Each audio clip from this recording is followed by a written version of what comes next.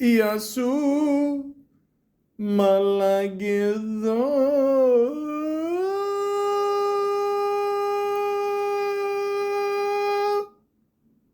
Welcome to the Malaka podcast.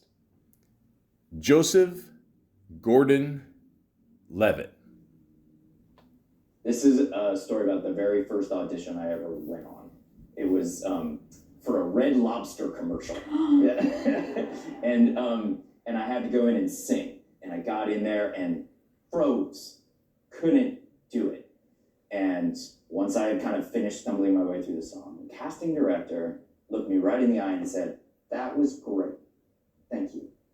And what I love about this is that he didn't have to do that. And it would have destroyed me at 6 years old. And I probably never would have gone on another audition again because I would have been traumatized and I wouldn't have become an actor. But because this guy took an extra couple minutes in his day to be kind, now I get to be here and doing this and talking to you. I don't know him. I don't know who it was, but I'm so grateful to that guy. Where is he? I don't know. Help me find him. I would love that. I know, if right? you're that man, if you are the man who set the example of how we should all treat each other and change the trajectory of Joseph Gordan-Levitt's life, making all of our lives better. You gotta love Drew Barrymore. I mean, she's a sweetheart. But I'll tell you who else is a sweetheart is this man right here, Mr. Levitt.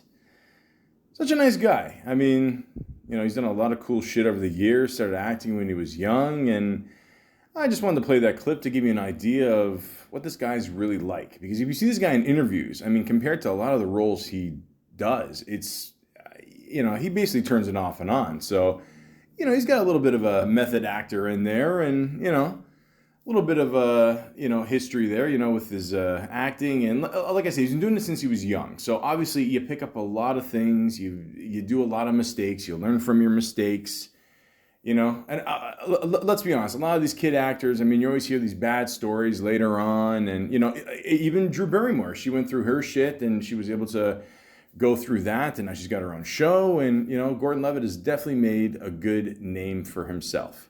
So, ladies and gentlemen, I'd like to go to Wikipedia. I'm starting to sound like Shatner for some reason. The free encyclopedia. Because free is always good. And Wikipedia has always been good to me over the years. So I like to keep supporting them. They keep asking for donations, but I'll just send them a prayer. Let's get started. Joseph Leonard Gordan-Levitt, born February 17th, 1981, is an American actor and filmmaker. He has received various accolades, including nominations for the Golden Globe Award for Best Actor, Motion Picture Musical or Comedy. Which, again, ladies and gentlemen, I said this millions of times. I don't know why they group those two fucking things together. But anyways, for his leading performances in 500 Days of Summer and 50/50. He is the founder of the online media platform Hit Record, whose projects such as Hit Record on TV and Create Together won him 2 Primetime Emmy Awards in the category of Outstanding Interactive Program.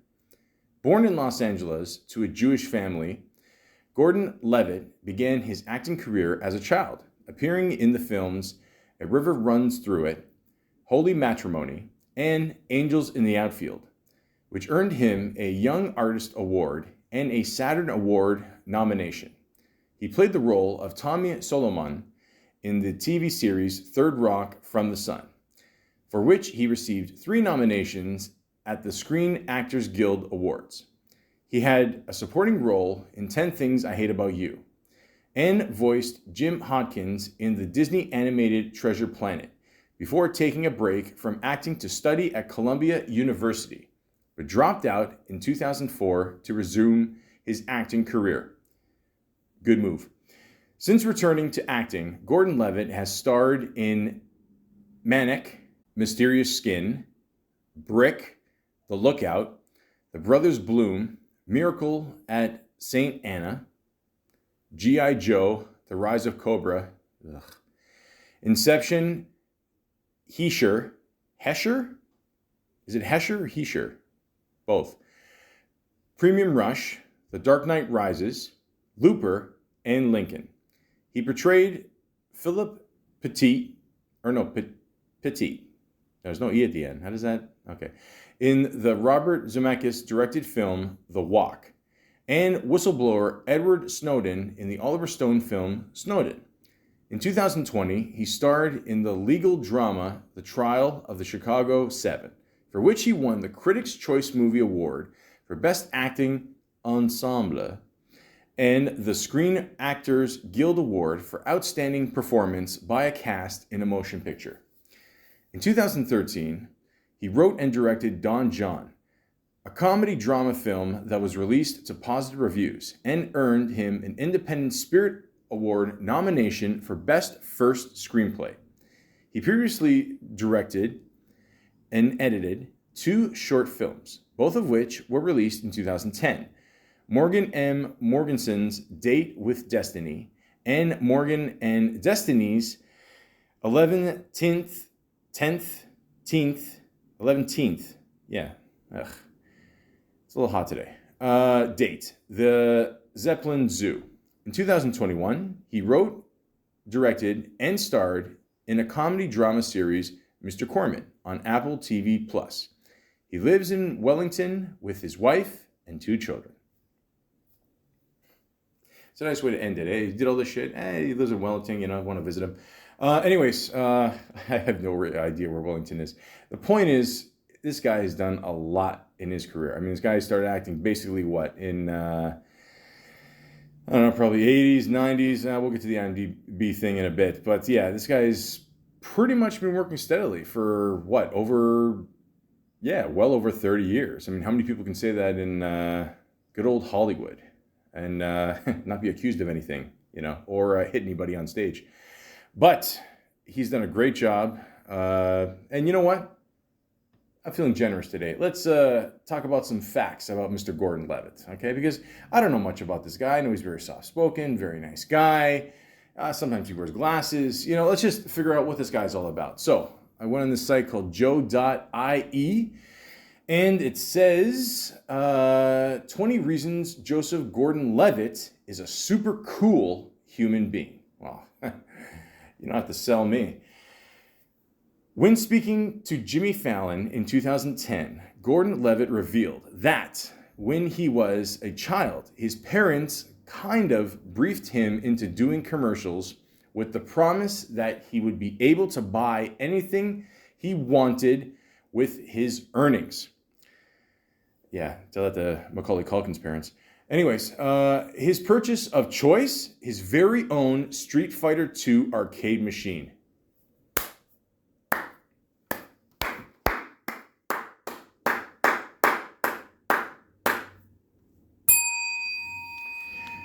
Ladies and gentlemen, you can say what you want about this man and his movies, but his taste in video games, mwah. To be fair, we probably would have done absolutely anything. We would have done absolutely anything. Yeah, you don't need the AN in there. Come on, guys. Come on, Joe. What do you say, Joe? If we had been promised a Street Fighter II machine. Now, we're talking arcade here, ladies and gentlemen, okay? That kicks ass. To have any arcade, especially in the 80s, 90s, even a motorcycle like that gentleman just referred to, it would have been fucking awesome, okay? We would always go to arcades. I mean, in the beginning of that one, it was a Stranger Things season. What was it, season 2? Where the guy's getting all the quarters. We know where he's going to, okay? The arcade was the shit, okay? That's how they started Fast Times at Ridgemont High. Enough said, okay? It was the scene to be. Now, you sit at home, you just stuff your face, most kids have diabetes by the time they're 15 and, they don't get enough exercise. But the point is, back then you used to go out and actually play the physical big video game, and this was the shit. Back in the day, this would have been awesome to have. So I can't blame him for doing this. This is so cool. It shows a picture right here of the original shit. I don't know if this is his. Who knows? Who cares? It's fucking awesome. And back then it was only a quarter. I don't know, I played a pinball game maybe 4 or 5 years ago. It cost me a toonie. the shit was over in like 20 seconds. I mean, it was some Lord of the Rings thing, you know, like unlike the movie, it didn't last nearly as long. But anyways, here's one of the actor's very early commercials where, after years of patient training, he was impressively able to master the ancient skill of amazingly spinning a hat on his head without using his hands. Okay, so they have a commercial here about, looks like Cocoa Puffs. Again, to this day, I still don't know what this is. Like, I'm assuming he's like a parrot. Maybe he's like one of the siblings of Toucan Sam. I don't know, but fuck it, let's check it out. Today, we got headed to the real world to let real kids go with it. I'm gonna be real kids. Ho ho ho ho ho ho. I smell a lawsuit. Ho ho. Chocolatey face of Cocoa Puffs. That only happens in cartoons. Yeah, we're real. But it's the chocolatey part of its complete breakfast. It's chocolatey. Okay, so all right, that was pretty funny. I'm not gonna lie, but obviously it's an audio podcast. I don't know. I have like 2 listeners. I'm gonna bother with video. The point is, it shows him eating Cocoa Puffs. I don't know. This is when people thought cereal was healthy for you, and it just like, you know, of course it's digitally animated. Like his red hat is just spinning around and around. And is it worth seeing? Sure, why not? What's that website called? YouTube. Yeah, that's it. So go there. You can check it out. All right. You mustn't be afraid to dream a little bigger, darling. What? Oh, okay. Sorry. This is referring to a commercial he did. I have no idea what this is, so let's check it out. Apparently, Red Lobster was not paying the bills at this point. He depended on cereal and whatever this is.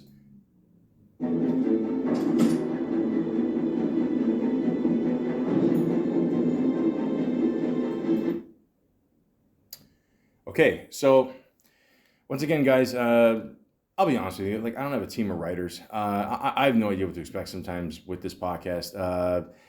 Yeah, so this is just basically a scene from Inception. I was going to wait, you know, but again, sometimes, you know, life throws you a curveball, and oh, Christ, this movie's, I've literally, you know what? I'm going to talk later about this movie, but I will say this, it is an extremely trippy movie. Yes, he does defy the law of gravity in this one.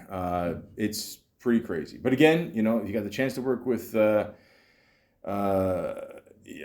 Leo and all those dudes, you fucking do it. Plain and simple. But again, to be continued. In 1997, now we're going back, the actor appeared as Joey Gordan-Levitt alongside Kristen Dunst and some other young buck called Benjamin Salisbury on Celebrity Jeopardy, where he became really, really, really excited when he found out that Catcher in the Rye was the correct answer to Alex Trebek's question. Okay. I know of Catcher in the Rye. I know it's it's a book. I can't imagine how excited you would actually get. So again, it's YouTube, right? Yeah, let's check it out. Caulfield, the hero of this Salinger novel, hates movies, phonies, and his classmate Ernest Morrow. Joey, what is Catcher in the Rye? Right. That's my favorite book. Good for you.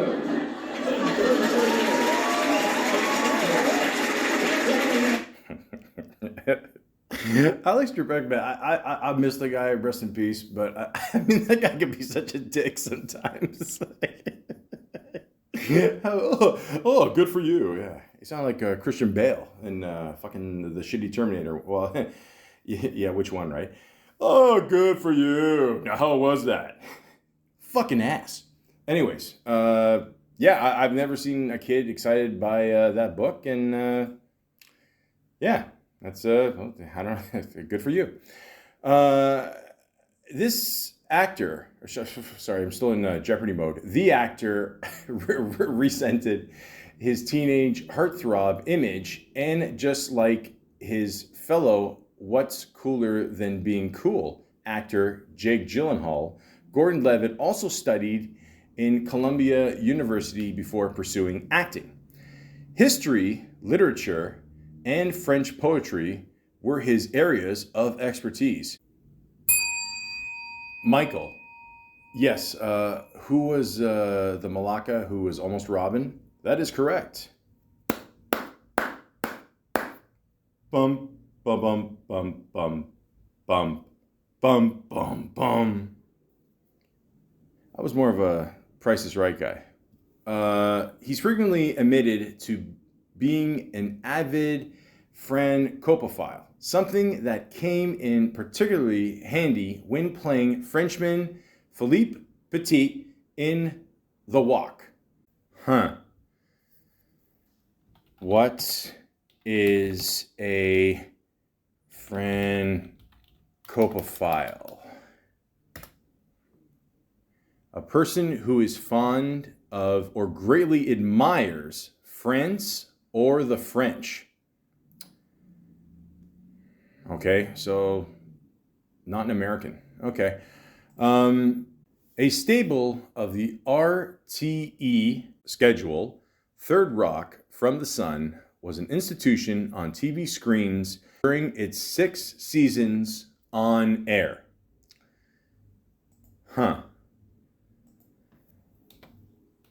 What does RTE stand for? Right of Children to Free and Compulsory Education Act, brackets India. Okay. We've nothing but respect for those actors that choose their roles based solely on the script, director, and passion for the project. After taking a career break for college, he openly admitted that he returned to be in good movies. His electric mix of roles is a testament to the fact that he followed through with his promise. 10 Things I Hate About You, Mysterious Skin, 50...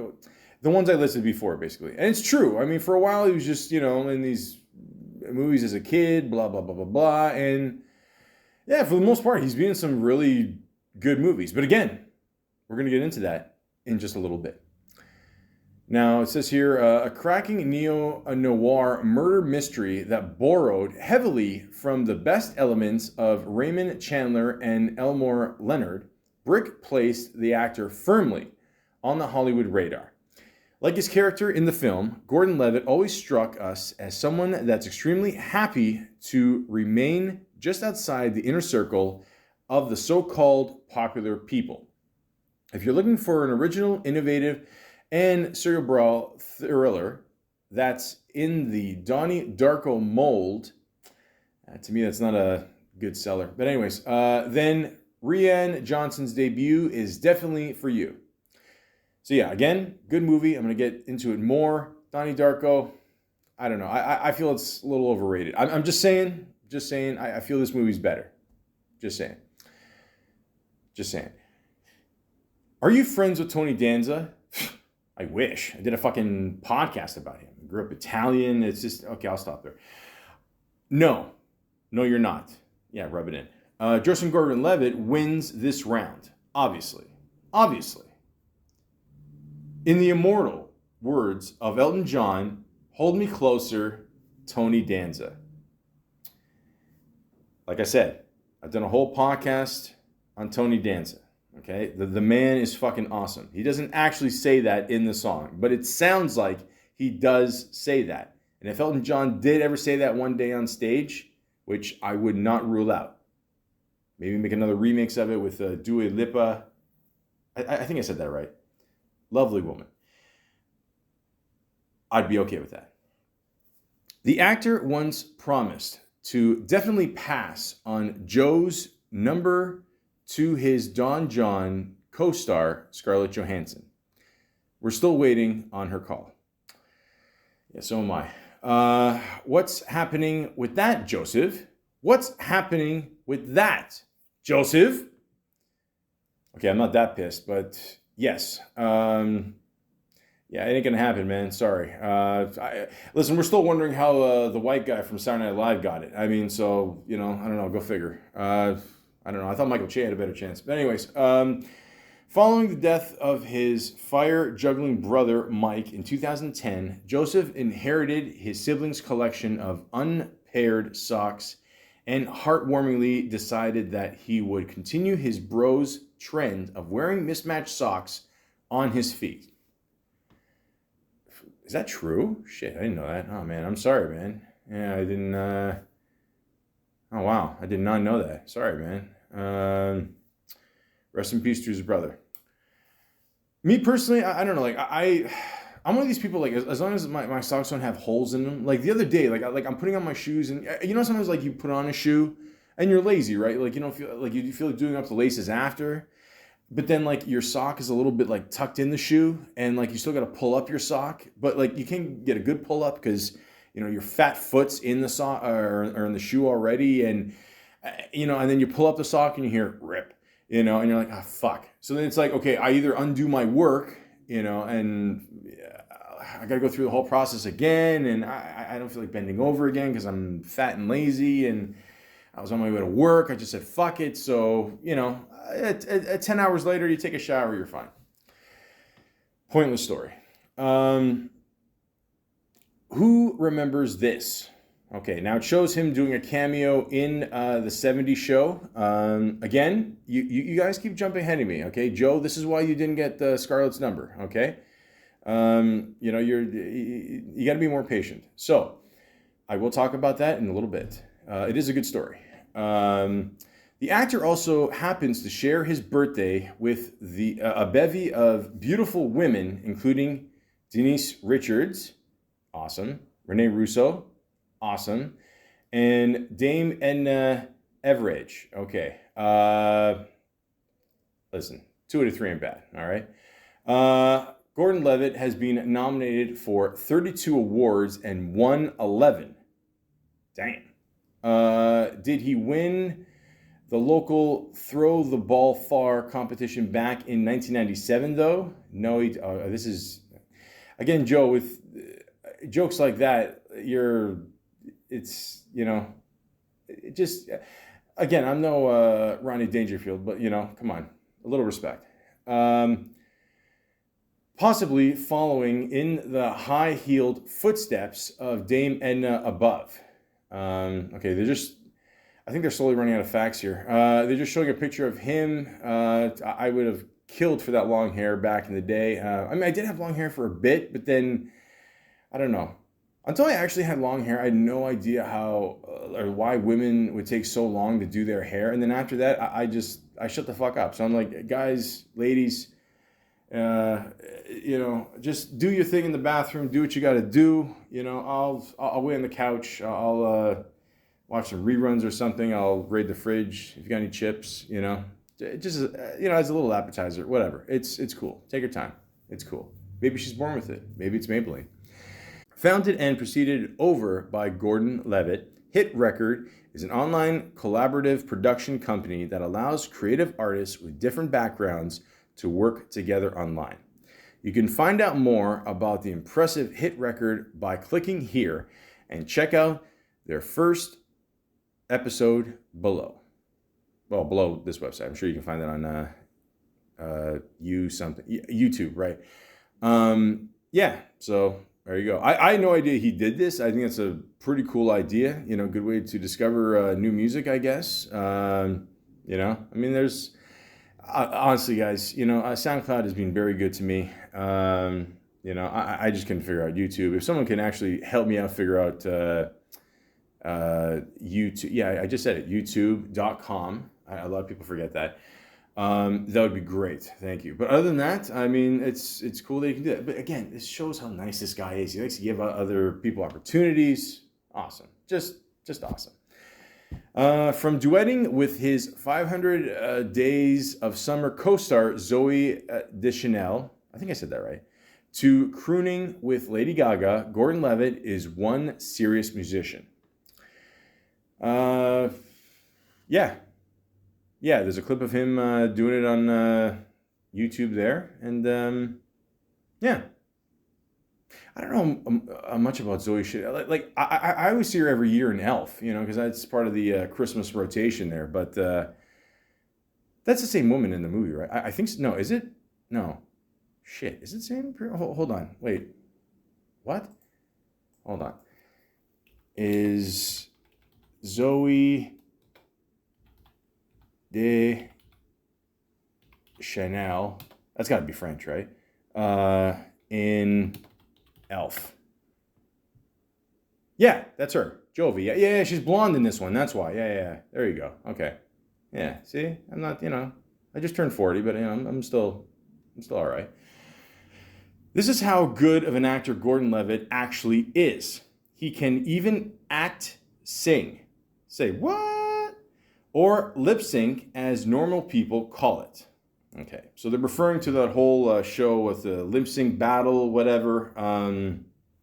Yeah, he did something on there. I don't know.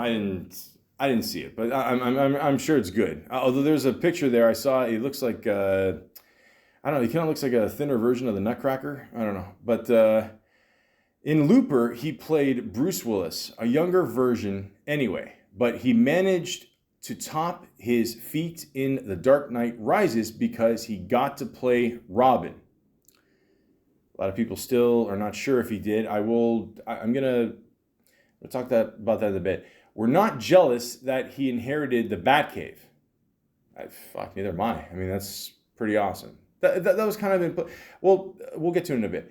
In 2013, he wrote, directed, starred, and even helped edit his debut feature, Don Juan, which co-starred the rather lovely woman, Scarlett Johansson.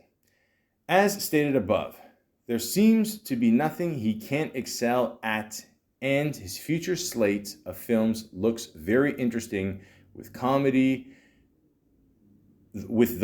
Yeah, see again, Joe, Scarlett Johansson demands good grammar. Because they never stumble lines on Saturday Night Live. The Night Before and drama Snowden on the horizon. Okay, clearly this was written a few years ago. That's okay, I'm old. As well as the next film, here we go. Okay, this is how old this is. This is made a while ago. The Walk. Okay, so his new film, The Walk, or the one that came out, I'm assuming at least 5 years ago, at least. The story of Philippe Petit. I still hope I'm saying that right. Or is it Petit? Petit, because there's no E, right? Fuck it.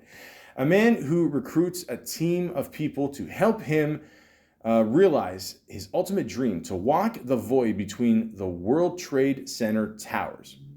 It's directed by one of our favorite filmmakers, Robert Zemeckis. Amen to that. Of Back to the Future, best trilogy ever. Yeah, I said it. And Forrest Gump fame. And it will leave you breathless. Again, I want to talk about that in just a little bit. But this is a very good movie and a very impressive life so far Gordan-Levitt has lived. Okay? He's killing it. You know? The guy, I mean, how many people, can take time off for school and not come back to some, bullshit. Blossom did it. She went on a Big Bang Theory there. And, James Franco, okay, bad example. But the point is, he was able to, definitely up his career and, he's killed it ever since. So that's pretty awesome. And if you guys don't mind, ladies and gentlemen, children of all ages, doesn't matter if you're millennial or Generation X, and you can enjoy the beautiful site that is IMDb. Why? Because I fucking hate Rotten Tomatoes. There's no point. Okay, no movie is 100%. Stop it. Okay? The only thing that's 100% to me is that special that Adam Sandler did. That ode to Chris Farley, awesome. Mr. Sandler, the Sandman, I love you. But I've already talked about him in another podcast.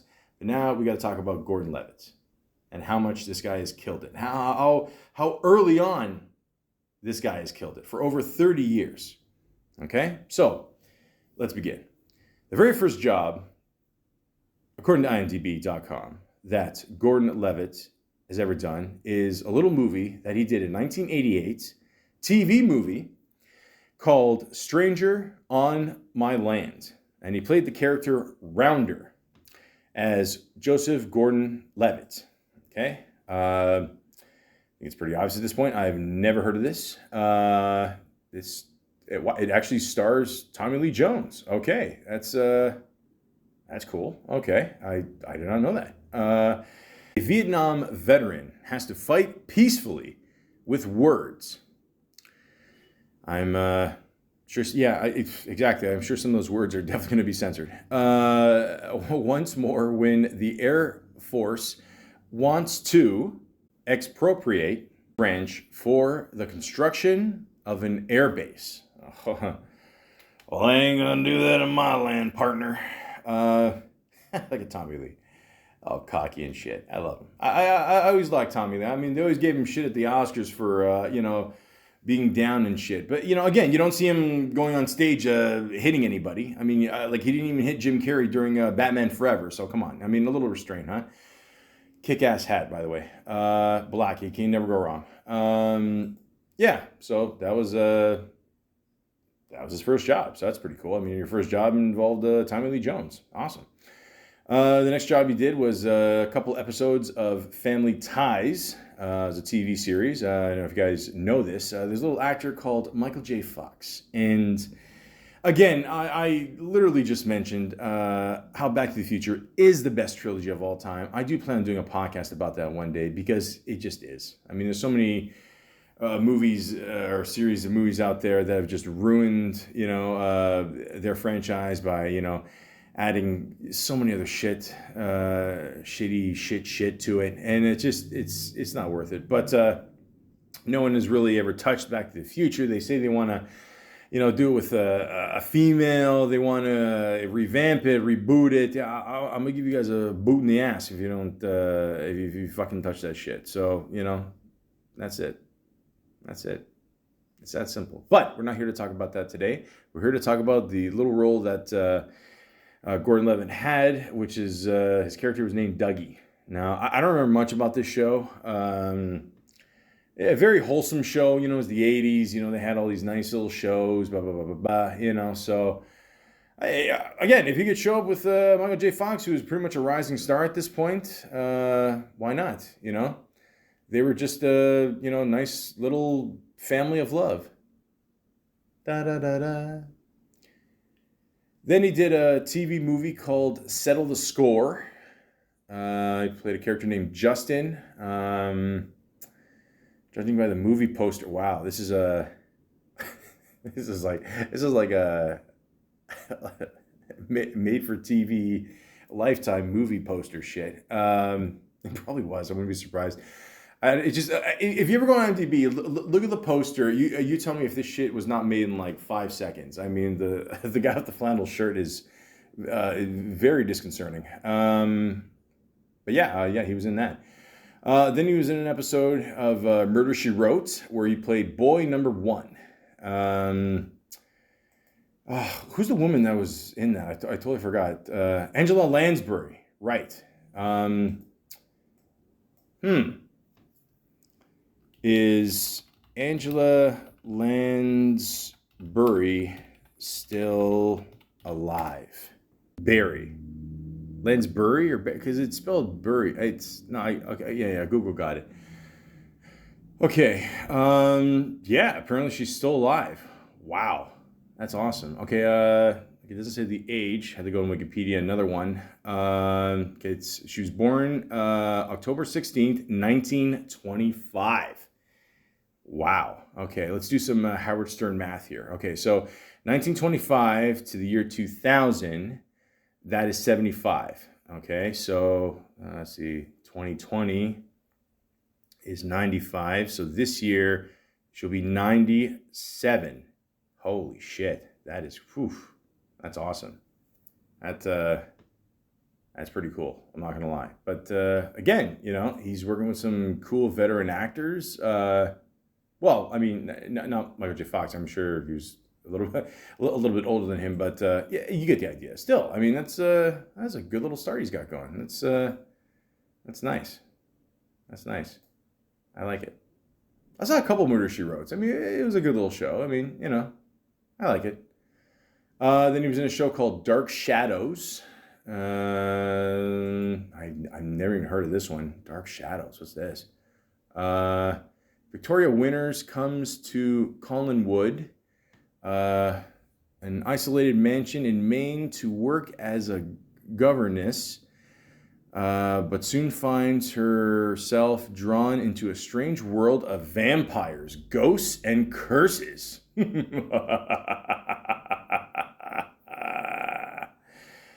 I never heard of this. He plays a character named David Collins, and sometimes Daniel Collins. Okay, maybe it's maybe he played a twin. I don't know.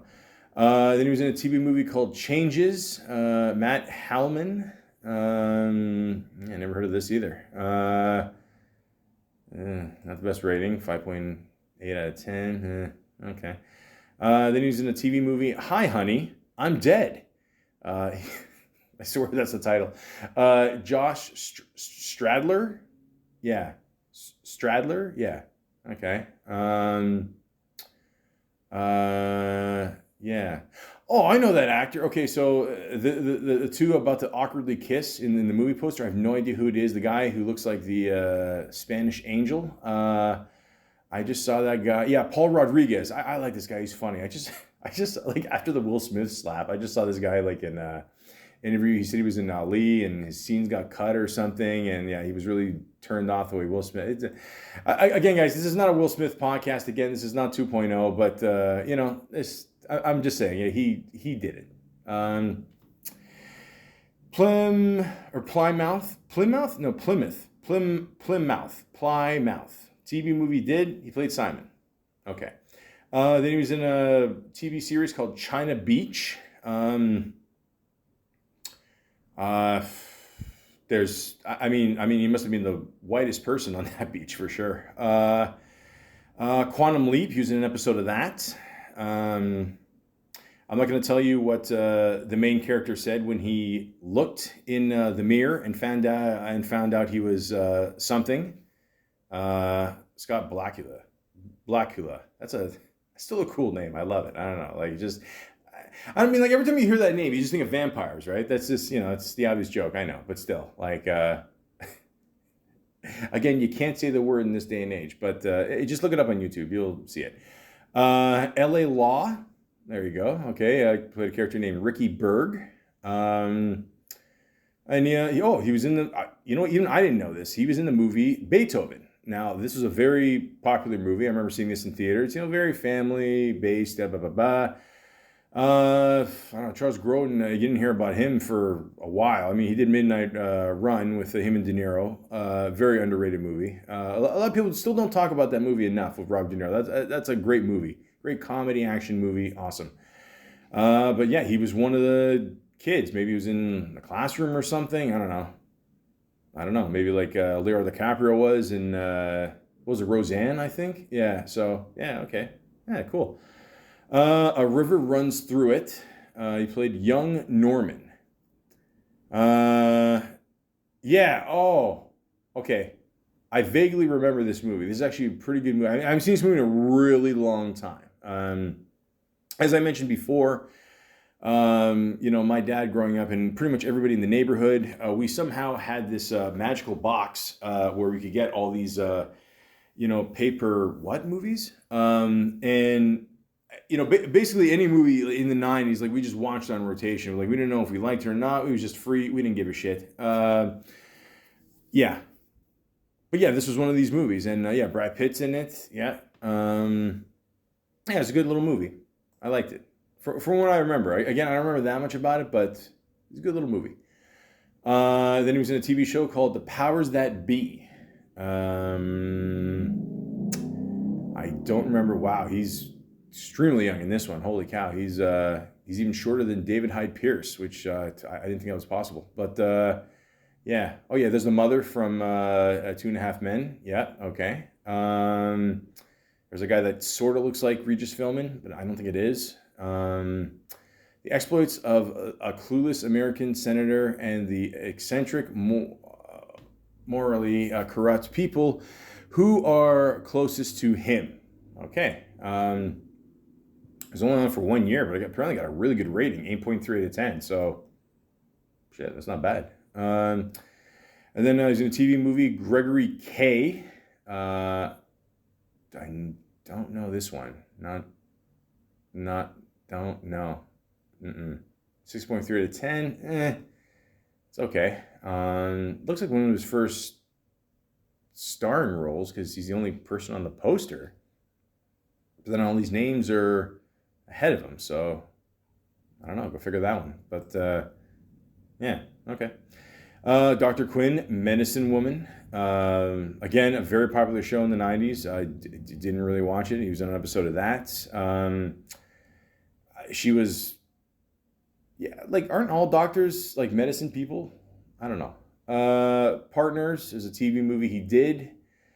Holy Matrimony. Holy Matrimony. Does this sound... Oh, wow. Look at this one. Oh, wow.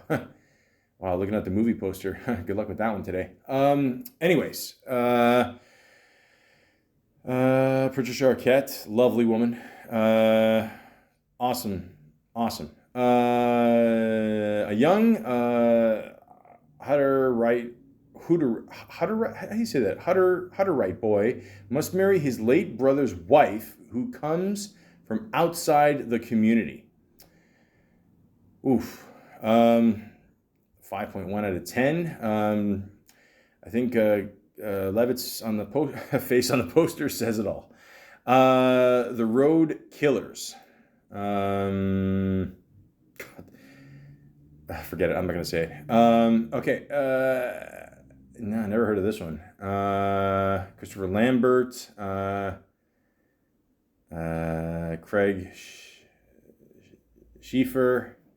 David Arquette. Another Arquette. There you go. 5 out of 10. It actually looks like a kick-ass movie. It looks like one of those movies that only, like, more than likely if you're a guy, you'd like it, one of those, like, early 90s movies, just action, there's no plot necessary. You just sit back and watch. At a desert truck stop, a gang of joyriders kidnaps a man's family and kills his brother. Oh, oof, I'm there. The local sheriff is of no help, of course. And let me guess, he's a dick too, right? So the man goes after them himself. Ugh. God, I will never get sick and tired of these plots. It sounds like I'm being sarcastic. I'm really not. I love shit like this. I don't care. So I got something to do this weekend for sure. Okay, so this is probably the first thing I ever saw Gordan-Levitt in. Was a little movie called Angels in the Outfield, and he played a character named Roger Bowman.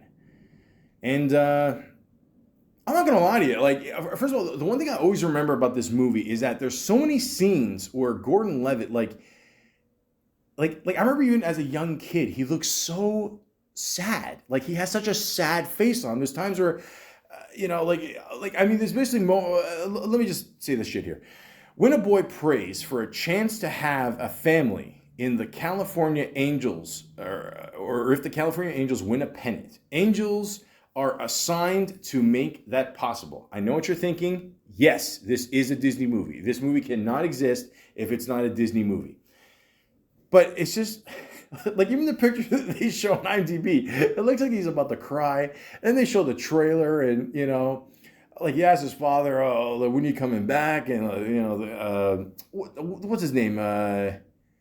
He's a good actor, this guy. The fuck is he here? Dermot Mulroney. Yeah, he was good. It was the Ubat's son that was in About Schmidt, or the one that Jack Nicholson's daughter was going to marry. Yeah, he's a good actor. He's good in Shameless too. From where I'm standing, when the Angels win the pennant, and like, if you think, like, I was a kid at the time, and I'm like, wow, shit, is that shit true? I mean, like, could that actually happen? I mean, I don't know. Like, I asked my dad, when, when are we going to be, a good family again, and he goes, the way I see it, son, when the Leafs win the Stanley Cup. Oh, fuck. 1967. Jesus Christ. Anyway, the point is, okay, it's bullshit. But at the same time, like, there's so many scenes where like I said, even as a kid, like I felt his pain. You know, like he looks so sad a lot of the times in this movie, but it is a good movie. It's a good little cute movie. I mean, it's nothing, you know, like even the tagline for the movie says, "It could happen." Like that's that's stupid. I'm sorry. Like, I mean, that's even worse than the tagline for Commando. Let's party.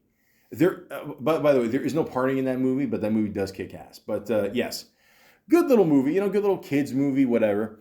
The funny thing is, looking at this movie now, I'm looking at how many people were in this movie. Like, this is fucking insane. Like, I didn't even realize it at the time. But look, you got Danny Glover, Brenda Fricker, Tony Danza, Christopher Lloyd, Ben Johnson, J.O. Sanders, Taylor Negron, who I think died recently.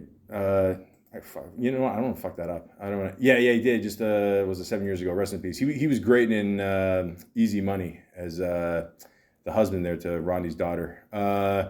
Tony Longo, Neil McDonough, Stoney Jackson, Adrian Brody, Tim Conlon, and I mentioned before Dermont there, and some other guy. What's his name? I think we've seen him before in a few movies. What's his name? Matthew McConaughey. There you go. Is it McConaughey or McConaughey? I don't know. All right. Had to do it. Sorry. I'll kick my ass later. The point is, good little cast of people. It's definitely an interesting watch now if you watch it because you see all these people. But yeah, it's a good little kids movie. It's not, you know, it's your typical Disney movie in the 90s. You know, it is what it is. You know what I mean? But it's a cute little movie, you know. I'll give it a whirl. Why not? You know? Cool. It's what rating did it give it, by the way? It gave it 6.1 out of 10. Oh, shit. Okay. Well, look, again, is it The Lion King? No. But, you know, it's still good. Check it out. Why not? Then he was in a couple episodes of Roseanne. Fuck, that's funny. I just mentioned Leo in Roseanne. So, yeah, there you go. Okay, so, yeah, Levitt joined them too. So, I don't know. There you go. Then he was in a TV movie called The Great Elephant Escape.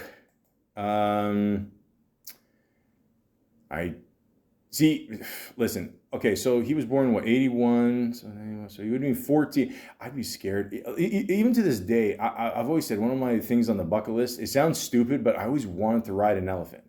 It sounds dumb. I know, it really does. But yeah, I'm looking at this picture here, and it's just him and his, looks like his buddy there, just riding the elephant. I mean, they seem pretty content. I don't know, he seems more happy than the other guy. But yeah, I don't. It still makes me nervous. So it's one of those things I want to do and I don't want to do. You know what I mean? So that makes sense. But I don't know. 5.3 out of 10. I don't know. Maybe you should have done this movie, but whatever. Paycheck's a paycheck. The Juror. Okay. Yes, I remember this movie. Demi Moore, lovely woman. Alec Baldwin. Yeah. I know he's going through some shit right now. Okay, it's, you know, it's not his fault. Okay, let's just be honest. You know, that shit could have happened to anybody. Okay, but again, I already did a podcast about him. You want to know more information? Listen there. But yeah. So again, working with some heavy hitting actors here. I thought it was a good little movie. I mean, it got 5.7 out of 10. That's shit. I didn't think I'd get that low, but I don't know. It was all right. Sweet Jan of mine. 6.9 out of 10. It looks like, see, again, I've said this before, I'll say this a million times after. Sometimes you just look at a movie poster and you can tell it's going to be shit. This looks, I don't even know how to describe this movie poster. It literally looks like someone made a movie poster with, I don't know, the original Microsoft, and they took a pencil, explain that to a millennial, what a pencil is. But anyways, and just literally poked a bunch of holes through the poster. Yeah, so I don't know. I mean, it's a decent rating, I guess, but just, I don't know, it looks, yeah. Halloween H2O, 20 years later. Listen, I love the first Halloween movie. I think it's a fucking classic. Why have they made more after? I don't know. They keep doing this with horror movies, slashers, whatever the fuck you want to call them. make one, start another idea, please. You know, this is too much. You know, LL Cool J, I love you, but you know, it's, you know, and it's good finally at this point in your career you admitted that you were bald, because for a while he didn't want to admit he was bald. That's why he was hesitant in taking acting gigs, because he didn't want to tell people he was bald. But we all know what was going under there. You know, I mean, just tell LeBron to join the club. The point is, I remember Gordan-Levitt in this movie, to be honest. I don't know why they call it H2O. I guess it's 20 years now. It's got nothing to do with water. I don't know. Maybe they. I don't remember this movie. I'll be honest with you. Is this the one where I think I'm about to give away a spoiler alert here. I think this is the one where, like, isn't she in the van with the guy or the what's his name, Mr. Myers? Yeah, baby. I'm gonna punch myself twice. But anyways, where's Mike Myers? I don't know. How come he's not doing anything? What's going on? Austin Powers 4, man. Come on, we need this, please. We need something. Mike, I love you. Don't worry, man. Don't worry, it's all good. The fuck was I saying? Yeah. So she's in the van with the guy, and then she ended up chopping the guy's head off or some shit. And I don't know. Then you find out that it was actually the ambulance guy. Fucking who cares? Who cares? Okay. Again, it just Gordon got a nice little paycheck here. Fuck, don't even back to school. I don't know. Okay. So that's 70s show. So he played one character. Okay. Apparently, I believe that this is the first kiss that you saw a guy with another guy kissing each other on a TV show. Now, it happened on Roseanne, but that was the woman kissing Roseanne, so technically that was, you know, girl on girl. This was the first time this ever happened. And this had to be, in 1998. Apparently, what I heard was they originally wanted to add his character to the show. But keep in mind, guys, at the time, you know, it's not like it is today, okay? This was, you know, way back then in 1980, or 1980, I forget you can pull that shit. 1998, people were still kind of iffy about it. I mean, me personally, I don't give a shit. I live in Toronto. Guys want to kiss here, it's all good. You know, do what you got to do. As long as you're happy and not hurting anybody, that's it. That's the code of life. But, so apparently they didn't want to take that chance, and he only showed up in the one episode, and that's it. So, that's it. Yeah, I mean, who knows what would have happened if he got to be on this show? Maybe as a regular, maybe he would have been a regular cast member, and he wouldn't have done all these movies about the list. So, who knows, guys? Maybe things happen for a reason. You never know. And speaking of which, in 1999, he came out with a movie that later on became, I believe, the show that the one, what's her name? Cuckoo? I forgot. The blonde lady that does Big Bang Theory. I forgot her name. I don't know. She's cool. 10 Things I Hate About You. And he plays Cameron James. Now, back in 1999, you know, it's not like today where, you know, you can just stream everything offline and, you know, you got your choice of everything you can watch. It doesn't matter. Old TV shows, new TV shows, you know, it's awesome. People complain about we're looking at our phones too much.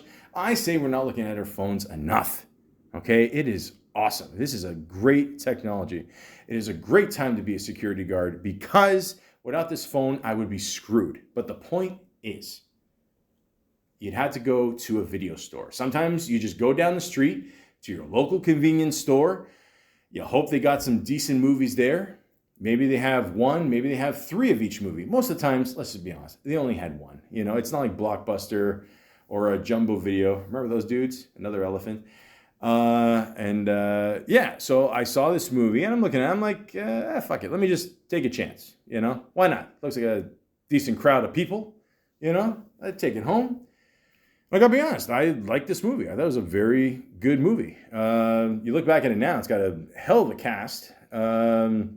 Obviously, you got the great late Heath Ledger, who, again, this is probably the first movie I ever saw him in. Before this, he was, doing things back home, and I think this was his first kind of like American movie, I think. Julia Stiles, Larissa Nick, I think I said that right. David Krumholtz. He did a show. What was it called? Numbers. Very good show. I didn't watch every episode, but I saw a few episodes here and there. Andrew Keegan, who I remember this dude from a movie called Camp Nowhere. It's a stupid movie. Like it's one of those movies in the '90s, growing up, whatever. I liked it. I thought it was funny. Susan May Pratt, a very young Gabriel Union, who I always forget she was in this too. Larry Miller, who always plays the dick in everything, so if it ain't broken, don't fix it. Daryl Mitchell, Allison Janney, excellent actress. David Leisure, yeah, great little cast, guys. Great little cast. And yeah, a lot of people always remember the biggest part in this movie where Heath Ledger's, he's trying to win over the woman there, and he's singing in the stands. And other people, I think to this day, have still acted out. They put it on YouTube. So yeah, the movie definitely has like a very cult following, especially like one of those really good teenage movies, coming of age movies. Yeah, good little movie. Definitely recommend checking this one out for sure. So Gordan-Levitt, I think it was pretty cool that you're a part of this movie. I know maybe back in the day you're like I don't want to do these types of movies anymore, and I get it. I don't blame it. You grew up as an actor, you want to do more grown-up things, grown-up roles in that. But a good, like if you can be part of one good teen movie, I think it's a cool thing. So 10 Things I Hate About You, definitely recommend. Then he was in a movie called Picking Up the Pieces. Picking up the pieces every time you go away. You take a piece of me with you. I believe this song has nothing to do with this movie. 4.7 out of 10. I think I've already given it more accolades than it needs. It's got Woody Allen in it, so yeah. It's next movie. Forever Lulu. Lulu. Cool name. Patrick Swayze, Melanie Griffith. Griffith. Got it. Thank you. Lovely woman.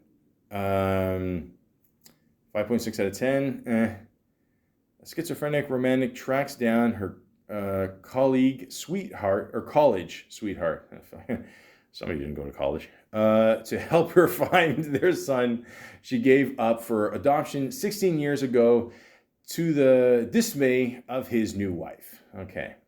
Again, guys, you look at the movie poster, you're like, this shit was just pieced together.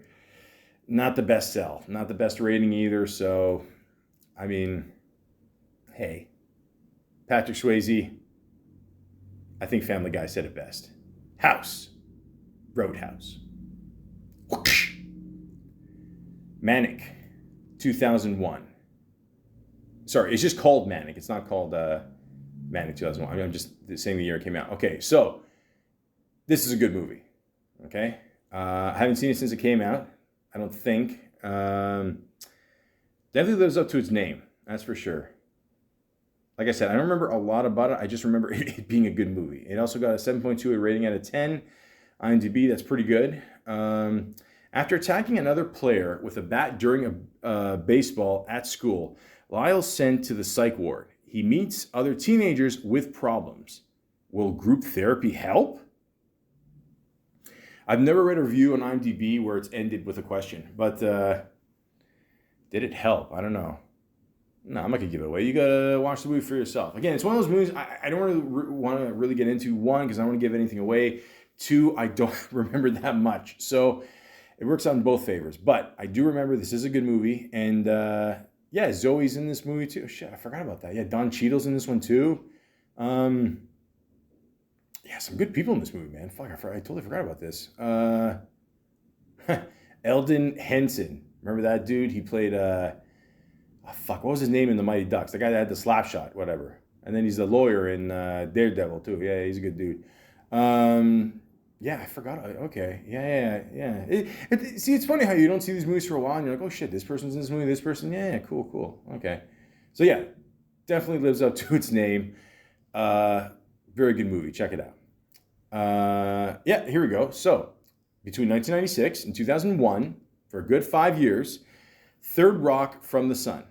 It was a very popular comedy show, and he played a character named Tommy Solomon.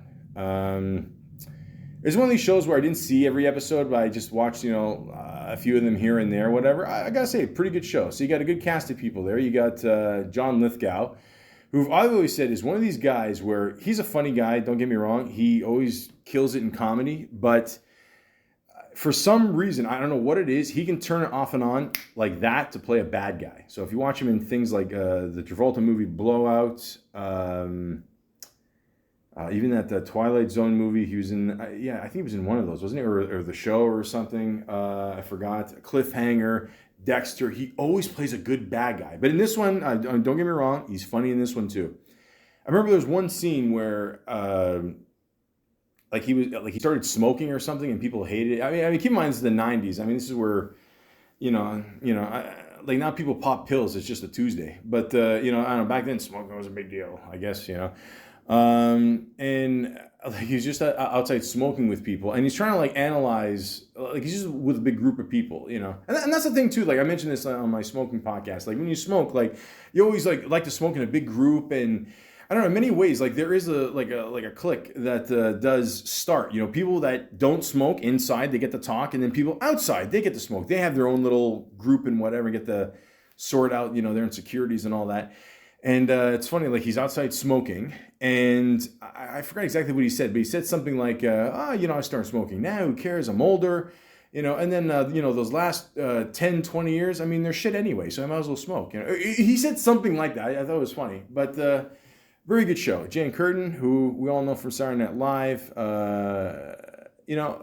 I still enjoyed the Conehead movie. I'm not going to lie. It didn't have much of a plot. I'm going to talk about that another day. I'd love to do a podcast about Dan Aykroyd and all this stuff. But, very talented.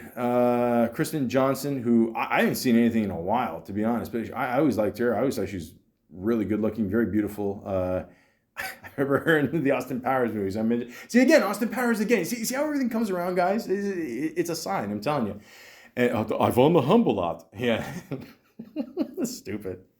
Anyways, French Stewart, very funny guy. Wayne Knight was in this. Wayne Knight, you know what? As a fat guy, props to Wayne Knight just for even dating Kristen Johnson on the show. That was fucking awesome. But yeah, this is a pretty funny show. I always liked it. So, and I remember at one point they introduced I forgot the name of the chocolate bar. It was two-way or whatchamacallit or some shit. I don't know.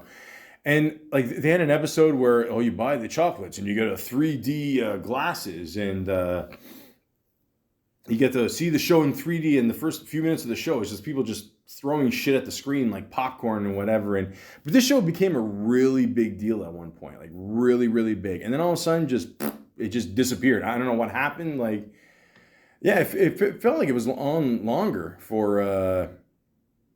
more than 5 years. I don't know why. Like I said, I don't remember a lot about the show. I do remember one part with Gordan-Levitt where, I don't know, he had a fight with his girlfriend or something like that. And at the time, he had really long hair. He basically looked like the kid that was in Dazed and Confused. The one that goes home at the end, you listen to his, headphones. Slow ride, take it easy, Yeah, I mean, they're teasing him on the ladder there, the water. Yeah, how many drinks did you have, man? Oh, I had 3. Oh, man, you're a goner, man. That's funny. That is a good fucking movie. I'm not gonna lie. But yeah, easily. I think in some kind of connected worlds, I think those two are brothers. But anyways, so he's sitting at the table. He says something to her, and keep in mind, you just got into a fight with a woman. First of all, you never get into a fight with a woman and then give her a pair of scissors, okay? Did we not learn anything from Lorena Bobbitt? Now, he's like, can you just trim my hair a little bit? And, she's like, yeah, sure. And she literally cuts off, basically when a person has long hair, they're going to get their shit cut off. You just put it in a ponytail and just cut it off like that. So in just one swoop, she did that. She did it for real, and then just hands it to him, and he goes, oh, so that's how you do it. Yeah. So, I thought it was good. But by the way, I should have mentioned this before. There were aliens that came to planet Earth and started acting as humans. I should have probably started off with that. Yeah, here we go. A group of aliens are sent to Earth, disguised as a human family, to experience and report life on the third planet from the sun. There you go. So, yeah, good little show. If you got a chance, check it out.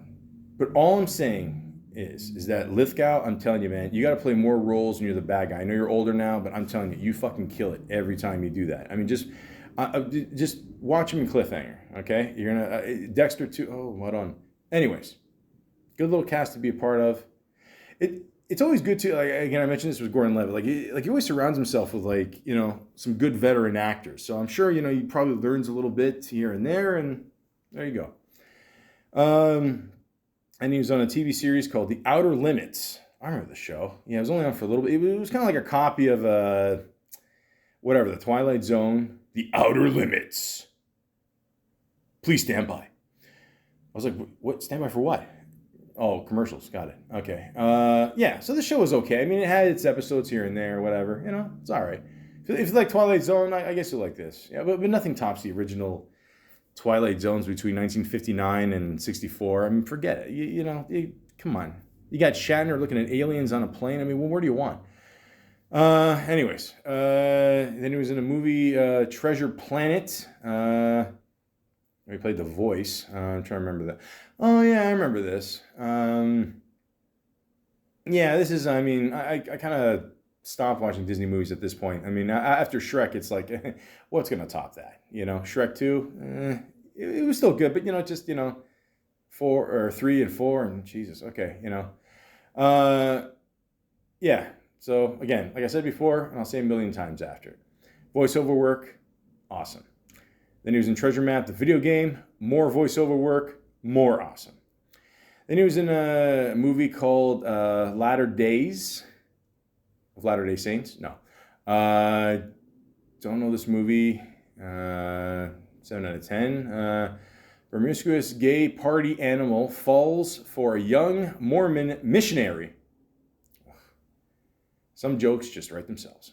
Yeah, I don't know. He doesn't play either of the people. No. Oh, it's got the guy from Rob McHenley, the guy from It's Always Sunny. Yeah. That's crazy how that one season he gained like 50 pounds and he lost it again. Shit, that's crazy. Me, I'm going to keep my weight. Treasure Planet, read along DVD. Again, easy money. Mysterious Skin. Oh, he looks angry in this poster. 7.6 out of 10. I don't know this one. A teenage hustler and a young man obsessed with an alien abductions cross paths, together discovering a horrible, liberating truth. Huh. A pretty good rating. I've never heard of this movie. I never heard of it. I don't know. Elizabeth Shue, lovely woman. Just saw her in another series that Gordan-Levitt did. We're going to talk about that in a little bit. Maybe it's not coincidence that they teamed up again later. I don't know. Just saying. Yeah, I don't know. I've not seen this movie. It says there's an unrated version. Okay, that's always welcomed. Yeah, I don't know. Check it out. Okay, so I got 2 movies to watch. Cool. Brink, which I believe we talked about before. And again, this is a pretty cool movie. Not going to lie. I haven't seen it since it came out. Not going to lie. But yeah, good little movie. Good little cast of people as well. You got Lucas Haas, Emilia de Ravin, Megan Good, lovely woman. Yeah, Richard Roundtree. What? I forgot he was in it. Shit. Talking about Chef. Wow. He's a bad mother. You know the words. Okay. So, yeah, very good movie. It says here, a teenage loner pushes his way into the underworld of a high school crime ring to investigate the disappearance of his ex-girlfriend. Yep. Yeah, this is a pretty intense movie. I'm not gonna lie. I haven't seen this movie in a while though. Again, I do remember it. So does the motorcycle guy and 2 Revs Up. And yeah, it's pretty good. Definitely check this one out as well. Yeah, it's kind of like a whodunit. Not whodunit mystery, but like, we're trying to find out like what happened and all that. But yeah, definitely a good little movie. Might have to rewatch this one again. But yeah, definitely a good movie. As I mentioned before, his buddy was in Numbers, and why not? You know what? You show up. You always want to help your friends out. Okay, so with David and Rob starring in it here, we are gonna call Gordan-Levitt. Show up in an episode. Why not? Why not? Just why not? What's the point of? It's like Junior Soprano said. What's the point of obtaining success if you can't help your friends? That's it. I mean, he said a lot of other fucked up shit, but that was a good one at least. Then he came out with a movie called Havoc. He plays a character named Sam. I haven't heard of this one. 5.4 out of 10. I don't think a lot of people have. Anne Hathaway. I like, I just want to say this. I like Anne Hathaway. She gets a lot of shit, because of the whole Oscar thing and whatever. Listen, like for award shows, for Saturday Night Live, stuff like that, like a lot of times they just get people that they think are going to do well and whatever, but, they're not that funny. They're not. I mean, she's all right. She's got a good sense of humor, whatever, but, it's not like getting Joan Rivers or something. Yeah. I know Joan Rivers is dead, okay? Rest in peace. I'm just using that as an example, But I'm just saying, she gets a lot of shit. I think it's too much, but she's a really good actress. I'll tell you that. I mean, she was great in Brokeback Mountain for sure. That was a good movie. But yeah, no, I've not heard of this movie. So I don't know. Sometimes I just leave it up to you guys. Shadow Boxer. He plays Dr. Dawn, which, I mean, the name alone, that's just cool. 5.5 out of 10. Not so cool. Good little cast of people, though. Cuba Gooding Jr., Helen Meredith, Monique. Again, you know what? That's another person. I did not like the way Hollywood treated her. I mean, she won the Oscar, and then after that, it just, I don't know, she fucking disappeared. I don't know what happened, And she said she only got like $500,000 for doing stand-up comedy and for Netflix or something like that. And she's like, compared to Dave Chappelle. I'm like, listen, no offense, you're no Dave Chappelle, okay? I'm just going to put that out there. But I do believe she is definitely worth more than $500,000 for her stand-up. I mean, for the fact that she won the Oscar alone, and she won it for Precious, which, I'm just going to be honest with you. The woman who played Precious, I forgot her name. I thought she was okay in that. The main person was Monique in that movie. Okay, I don't mean to get sidetracked or whatever from Mr. Levitt here, but I just want to say that, There's like 2 people that listen to this podcast. Hi, Mom and Dad. And, that's it. So I just want to put my 2 cents out there, if that means anything. But I've not seen this movie. Again, it's up to you. But one movie I have seen, and this is where I've noticed, I mean, like he's done a few serious movies before that, but this is where he gets to, now every movie, it almost seems like it counts with Mr. Levitt. So a little movie called The Lookout. And he plays a character, and I totally forgot the name of his character, and this is no bullshit. The name of his character is Chris Pratt. That's pretty funny.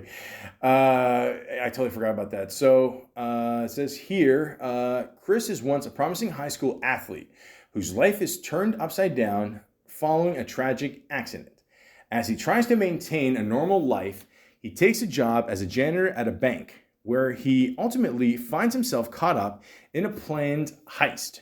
So the concept, a lookout, okay, is when, let's say, I don't know, 5 of you, I'm just saying, I'm not condoning this, I'm just saying, let's say 5 of you want to rob a bank, okay? You're going to have someone, more than likely who is outside of the place looking, for or hearing for maybe cops on a radio, on a scanner, something like that.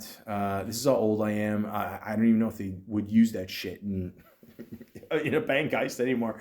But anyways, I watch a lot of old movies. But a lot of times it's the wheelman, the person that's, the getaway guy, But a lot of times, yeah, it's just someone outside, just, or sometimes they just need a person on the inside, someone who is just, going to let these people in because they know, the place that they're going to rob. So, and that's who he plays. And it doesn't sound like much of a movie, but the way he plays the role is really well done. Also, the cast is really good. Jeff Daniels, this guy's such a diverse actor at this point. Comedy, drama, action. This guy's fucking done everything. Matthew Good, Isla Fisher, lovely woman. Carla Gugino. I hope I said that right because I have liked her since Encino Man. Lovely woman. Bruce McGill, who I've loved since fucking Animal House. Alberto Watson, Alex Bornstein. Great little cast of people, honestly. So this movie is, don't expect any crazy special effects in this one. It's more about the visuals, the way they taped it, the way, the reactions off people. It's just really well done. It's a very cool looking movie as well.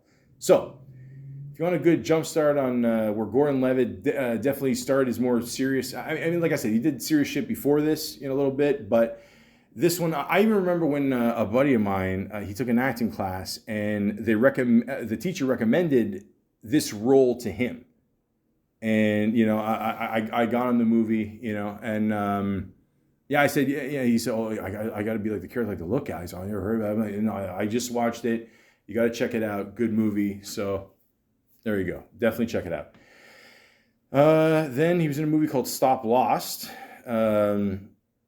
which I believe is a term in the Army where technically you're done your time in the Army, but there's some kind of loophole where they can actually bring you back into the Army or something like that. I hope I get that right. So, it says here, a veteran soldier returns from his completed tour of duty in Iraq, only to find his life turned upside down when he is arbitrarily ordered to return to field of duty by the Army. Yes, so there you go.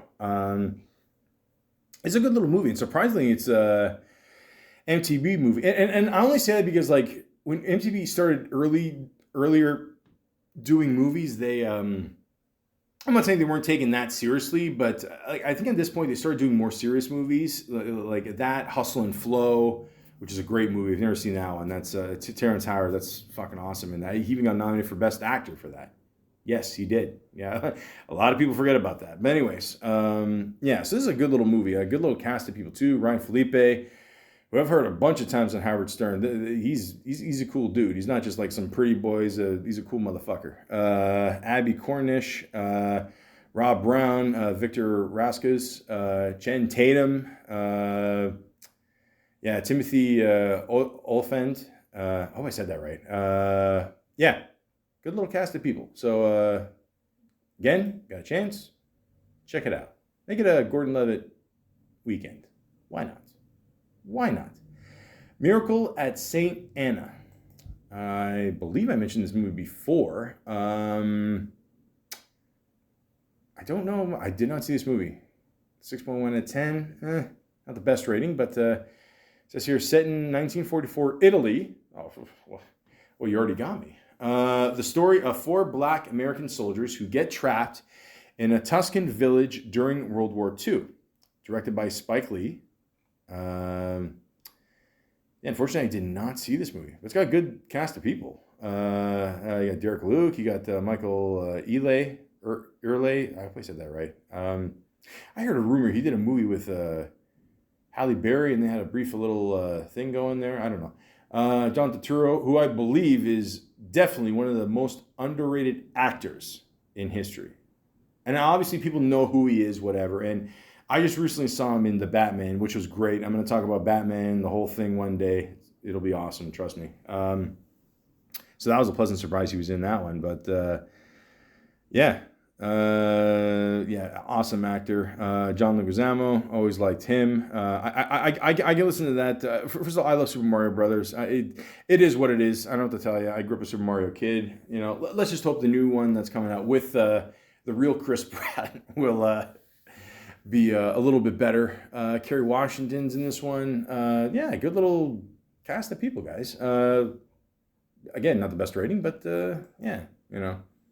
you never know with these war movies. I mean, sometimes they're good, sometimes they're okay, but like I always said, it's always good that they bring, this attention to the big screen. I always like that. So, as long as you do it right, okay? Because I got some buddies that were in the army, and I mean, they watch some movies. I'm not going to say which ones, but they just, sit back and laugh their asses off. So, just make sure you take the shit seriously, because a lot of people have died because of it, and it's, we got to do it for them, guys. So, just saying. Uncertainty. I'm certain I've never seen this movie. 5.7 out of 10. I don't know. You know what's funny? I swear. Wow. You know what's funny? Okay, so, God, this is gonna sound bad, but I'm just gonna take a chance. Okay, so looking at the movie poster, okay, it shows Gordan-Levitt and Lynn Collins. Okay, the way, I don't know if it's him with facial hair or just the way he's looking. He doesn't look like Gordan-Levitt. He actually looks like one of the bad guys from Fast and Furious. Like, I swear to God, I didn't think it was him. I don't know, maybe it's the way he's posing or whatever. It does not look like him. I don't know. It looks like, yeah, I don't want to get in shit. But the point is, yeah, it just doesn't look like him. So, and yeah, I didn't see this movie. So I'm uncertain if you should see this movie or not. But again, it's up to you. The Brothers Bloom. He played a bar patron. He just made it looks like a little cameo because it says uncredited. I remember this movie. This movie was okay. It wasn't anything special. I don't know. I mean, I like Adrian Brody, Mark Ruffalo. Ruffalo, forget. I mean, he's he can be the Hulk forever. Adrian Brody, I love. He's killing it right now, playing Pat Riley on Winning Time, the Lakers series there. He's doing a great job with that. But for a while, he was doing a couple clunkers after he won the Oscar there. But he's been a solid actor. I mean, again, he got banned from Saturday Night Live for doing the whole Sean Paul thing. I know, I can't make this shit up either. Just you can watch it on YouTube. But yeah. Then he did a movie called Kill Shot. Okay, now, this is an interesting movie, and I'll tell you why. Because, again, one day, I was just bored, whatever, just, seeing what movies are out there, see new releases, whatever. This movie, I don't think, got a theatrical release, okay? But I was like, let me check it out, okay? Because the cast alone had me intrigued. You got Thompson Jane, you got Diane Lane, Mickey Rourke, who I fucking love, Brandon McGibbon. This is a pretty good movie. Now, for some reason, they only gave it a 6 out of 10. Now, I'm not gonna lie, it's nothing spectacular, this movie, but there's one scene in it where it's again, I don't want to give anything away, with Diane Lane, Mickey Rourke, and Gordan-Levitt. Okay, so the whole point of actually, well, here, let me just tell you here. Beautiful Carmen Carlson and her iron worker husband Wayne are placed in a federal witness protection program after witnessing an incident. Thinking they are at last safe, they are targeted by an experienced hitman and a psychopathic young upstart killer. There you go. So, the one man, hitman, okay, that is Mickey Rourke. The young upstart killer, that's Mr. Gordan-Levitt. Okay, the couple is Diane Lane and Thomas Jan. This is a good little movie. Okay, a lot of people might watch this movie and think, oh, the acting's over the top or whatever, or it's bullshit, or whatever. I thought this was a really good movie. This is one of these movies I was surprised it did not get a theatrical release. I thought it was pretty good. I mean, it's only 6 out of 10, but I still recommend watching this movie. And I'd like to do a podcast about Mr. Mickey Rourke. I think to this day, I still don't like the way Hollywood has treated him. I mean, he's right in a lot of ways what, he thinks about Hollywood and how certain actors and actresses are treated and all that. But that's a time for another day. But this is a good little movie. If you have a chance, if you can find it online, check it out. Now, if you don't feel like, a shoot 'em up or a more violent movie, may I suggest 2009's 500 Days of Summer. Oh boy. This is where the romance begins. Okay. So, once again, I totally forgot Zoe Deschanel was the woman in this movie. I've not seen this woman in a long time. What's funny is, I'll tell you guys a story. So, a lot of times, you go with a woman. It's a good time, and then maybe afterwards, you'll watch a movie. And I was like, okay, at the time you're younger, you're like, okay, let's watch a dating movie, maybe something they'll like, you kind of suck it up. And I'm like, okay, I like Gordan-Levitt. Let's check this one out. Whatever. So, it's a good little romantic story. It says here, after being dumped by the girl he believes to be his soulmate, hopeless romantic Tom Hansen reflects on their relationship to try and figure out where things went wrong and how we can win, or how he can, not me, fuck it, you're on your own, buddy. He can win her back. There you go. So, good little interesting take on movies, like the way they taped it, I thought it was pretty good. The exaggerations of the scenes and all that. I thought it was a decent little movie. It was just, so like I was saying before, like I'm watching it, and then like I kind of watched it more for her, and like she didn't like it either, and I should say I didn't like it, but I thought it was okay. I thought it was a little overrated. I'm just putting it out there, but again, it's better than a lot of the other dating movies I've seen. Let's just say that it's not your stupid rom-com. I mean, at least they put like some effort into a lot of the scenes here and the way they're done, so that's cool. But here's a bit of a spoiler alert. So, the woman in the movie is called Summer, hence 500 Days of Summer, trying to get over her, blah, blah, blah. And then, he's like, oh, I'm finally over it. And then, he meets another girl. Oh, what's her name? Autumn, And then I sort of, even before the movie said that, like, the girl I was with, she said, well, I guess her name is going to be Autumn. And, see? Yeah. I'm like, yeah, I see. I see I wasted an hour and a half here. The point is, it sounds like I'm being really brutal on this movie. This is actually a pretty decent movie, okay? It's no Eternal Sunshine of the Spotless Mind. I'll just say that. But it's a good little movie. I like it. It's a cute little movie. Like I said, it's interesting what they do with a lot of the scenes in this movie. But yeah, if you want, check it out. Check it out with a date. Maybe you'll have better luck than I will. So there you go. Women in Trouble. Are they though? No, I'm just kidding. I never heard of this movie. I don't know. Judging by the movie poster, it doesn't look that bad. 5.6 out of 10. Okay, well, what is this movie about? I don't know. It says a serpentine day in the life of 10 seemingly desperate women. A porn star, a flight attendant, a psychiatrist, a masseuse, you know what? Fuck the rating. I've never seen this movie. I recommend it. I don't care. Okay, so what am I up to? 4 movies I can watch this weekend? Okay, good. All right. Okay. G.I. Joe, Rise of Cobra. Fuck. Okay. Guys, for years, I fucking... Listen. I don't know how many more of my cartoons that I grew up with have to be destroyed with a fucking movie. Michael Bay, you're off the hook this time. But I mean, Jesus, like,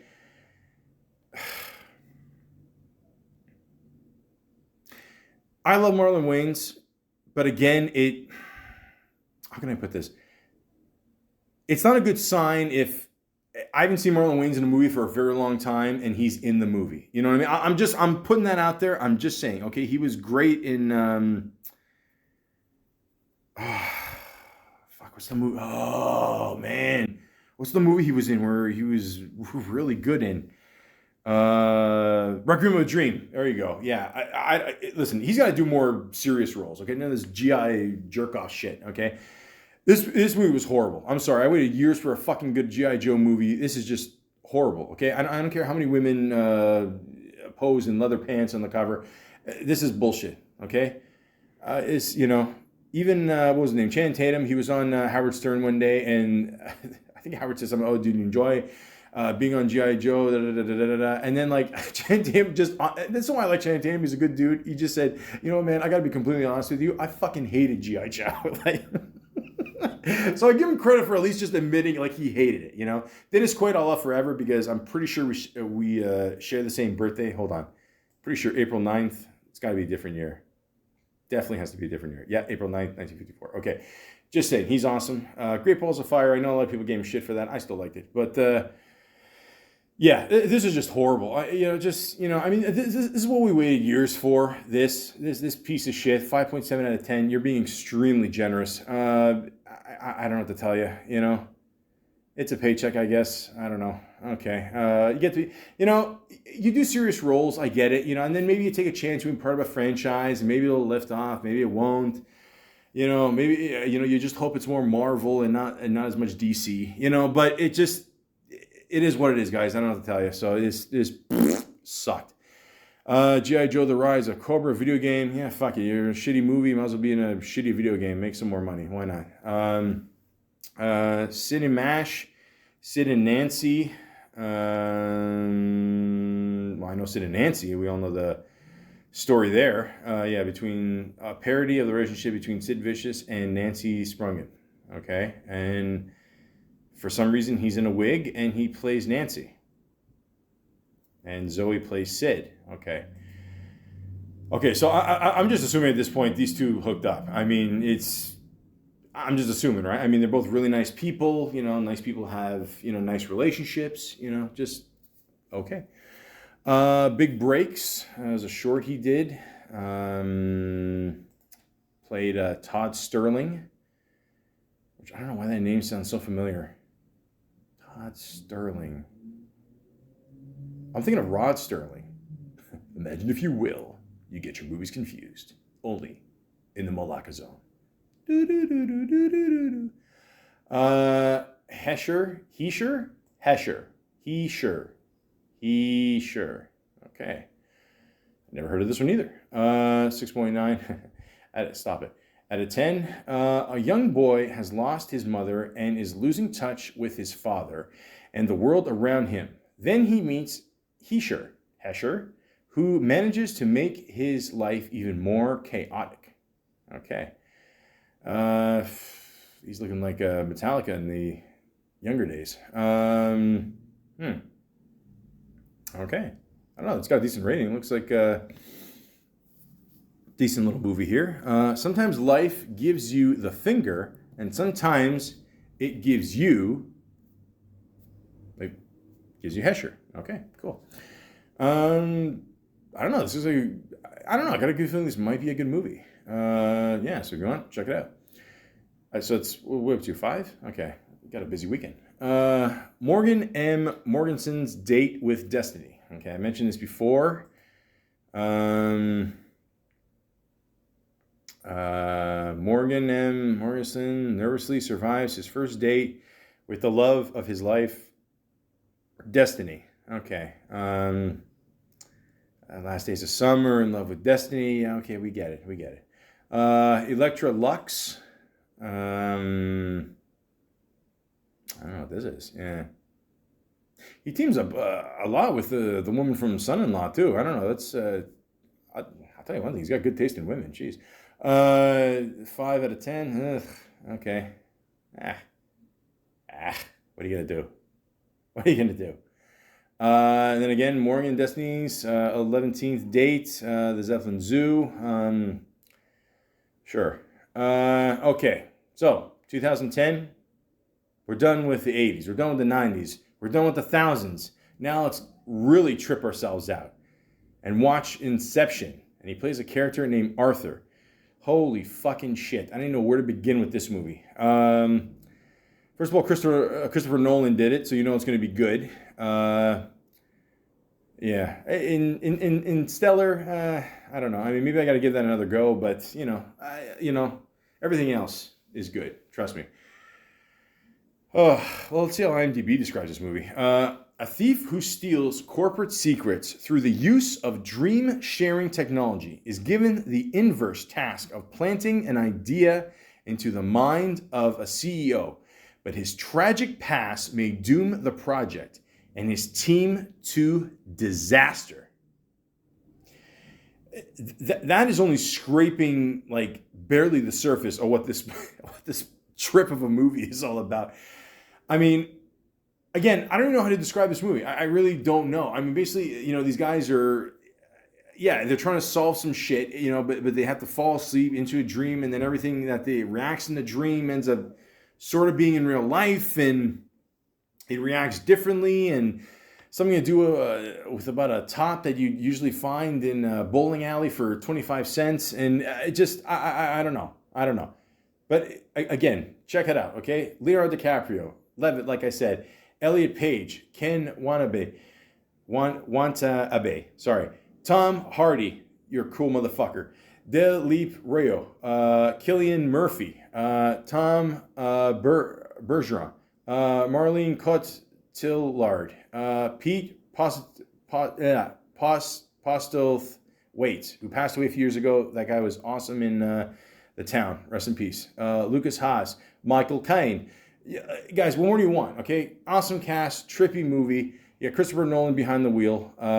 Literally, no. He wasn't behind the wheel in that scene. But again, that was a fucked up scene with the car, and they're all tripping and flipping over, and oh shit, fuck. That's barely a taste of what happens. But all I can say is this: 8.8 out of 10. They're not that far off. Maybe an 8.5. I don't know. I don't want to be picky, but in all seriousness, you absolutely have to check out this movie. I won't even bother being on anything while watching this movie. Try to be as sober as you can, because there's a lot to soak up. So, that's my advice to you. Check it out. Inception, Motion Comics.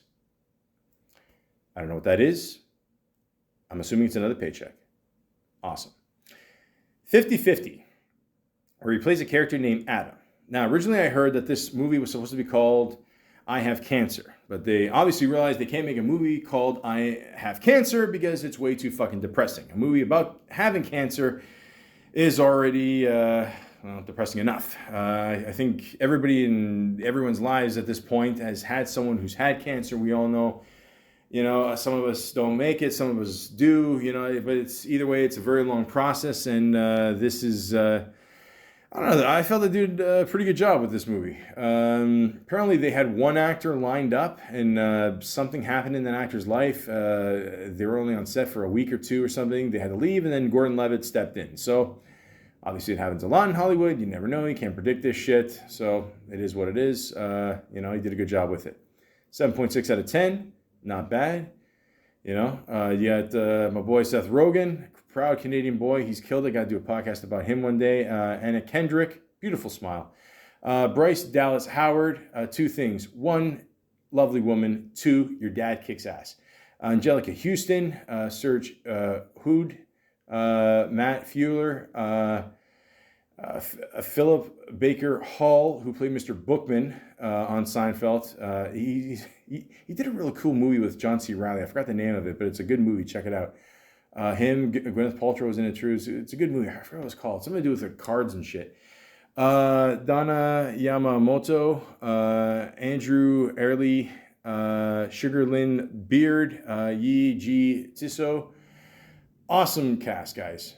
Great cast of people. Again, you're going to see a movie about cancer. Don't expect it all to be funny. They tried their best to, keep it more funny than whatever, but, it's funny. I'm actually just remembering this right now. At the time when this movie came out, just shortly after, I remember my internet was down, and I actually had to go to the library and, check my emails, stuff like that, whatever. And I ended up talking to one of my friends who I've always considered a very dear friend of mine. He made Days at the Cottage, awesome. God only knows what I would have done those summers, if it wasn't for him and, other people up there. But I'm talking to him and, I'm like, hey, how's it going? I hope everything's good. And he goes, oh, well, you didn't hear. I'm like, you didn't hear what? Or I didn't hear what? And he's like, I have cancer. And the best way I could describe it is the scene in the movie where he finds out, like Gordan-Levitt's character, he finds out he has cancer. It's like, it just, everything all of a sudden goes hazy and dizzy. ladies and gentlemen, I'm not going to bullshit you. That's exactly what happened to me when my buddy told me that. I was frozen. I was really like, I remember sitting there at the library, like all these people around me. I'm just like, holy shit. Like I couldn't believe it. And, you know, and unfortunately, you know, he passed away, and, you know, God bless him. You know, there's not a day that's passed where I don't, you know, at least think of him at least once, if not for a brief second. You know, still got pictures of him in my hallway, and, you know, he's a good dude, man, you know, and, you know, I miss him a lot. No bullshit. And you know, it sucks. It really does. And, you know, and for the most part, like, this movie is meant to be a comedy, you know, but at the same time, yeah, you know, it's like I said, you know, it's not an easy subject to deal with. And apparently Seth Rogen's friend ended up going through the same thing. And, you know, he decided to make a movie out of it. And, you know, it really proves that Seth Rogen's got like a lot of talent. Like, a lot of people just think of him as like the stoner guy, whatever. I mean, the guy's a really talented guy, really talented writer. Him and his buddy, Evan Goldberg. And, you know, I mean, they're awesome dudes, you know, so, you know, you know, they're able to create something really cool here. And, you know, again, like I said, you don't see many movies that, you know, people that have, I mean, you do, but not like the whole thing is based on it. You know what I mean? And I think they did a great job with this movie, honestly. I mean, like, even the scene where like he has to shave his own head, and, you know, I do that now, but just to save money. But yeah, it just, you know, you see the highs and lows, and you know, it's a really good movie, you know, and yeah, it's like I said, we all got to go through this sometime in our lives. We know someone close to us has it, and, you know, I'm just glad that Gordan-Levitt and Seth Rogen did something, you know, funny, but at the same time, you know, on a serious subject. And again, I won't give anything away. You know, I won't tell you what happens, whatever. But yeah, it's a very good movie. And when you got the chance, check it out. Now, they do all these great movies, serious movies, funny movies, even movies for an easy paycheck. Even, you know, just for a voiceover, even bullshit G.I. Joe. Fuck me. I mean, you know, like, and then they made another, forget it. Fuck, I'm tired. The point is, sometimes you're lucky in life and you get to work and you actually be part of that, you know, superhero universe, even for a brief second. And that movie in 2012 was The Dark Knight Rises. Now, obviously, again, he gets to team up with Christopher Nolan. Okay, if it ain't broken, don't fix it. Christopher Nolan's a great guy to work with. Now, to me personally, I'll be honest, out of the whole Christopher Nolan trilogy of Batman, I still feel that this is the weakest one. That's not to say it's a bad movie. Okay, I think it's a little bit long. Okay, it's almost, I think, 3 hours. Is it over 3 hours? No, yeah, it's 2 hours, 44 minutes. Okay, still a good movie. Okay, overall, this is a great series for Batman. Christopher Nolan did a great job. Christian Bale, I mean, it goes without saying, he played a great Batman. Is he as good as Michael Keaton though? I don't know. I mean, I'm from that generation, guys. So I don't know. My Batman-ness will not allow me to do that. But I'm just saying, this is a really good movie, and the whole point of Gordan-Levitt's character is, he plays a character named Blake. But, it is kind of implied, throughout the movie that he is sort of Robin. Now, a lot of people do debate that. They're just saying, is he the next Robin? The way it ends with him in the cave. Is it implied that, he's the next Batman? Or, And I remember at the time, I did some research because I wanted to know more about his character as well. It turns out that, and again, this is actually saying a lot about me that I actually cared enough to do this research because I don't know dick all about comics. I just assume everything in the movies is real, but or TV, whatever comes first. Hence, I read off Wikipedia. But apparently his character was, when he was a kid, was robbed at one point by the Joker. So I don't know how that all ties in with this or whatever. Maybe at the same time, that's why he teams up with Batman, because he still wants revenge. He still feels the same way he does. So I don't know. I don't know what to tell you. But Again, great cast. I mean, you got Christian Bale as Batman, obviously, aka Bruce Wayne. Tom Hardy does a great Bane. I mean, that fucker got jacked for this one. I mean, holy shit. I think the one movie he did, Lawless, later on, like that character was not even supposed to be that jacked, but he still had all the weight from that movie, so he couldn't lose it, whatever. But I don't know. Between the two of them, I don't know what the fuck they're saying,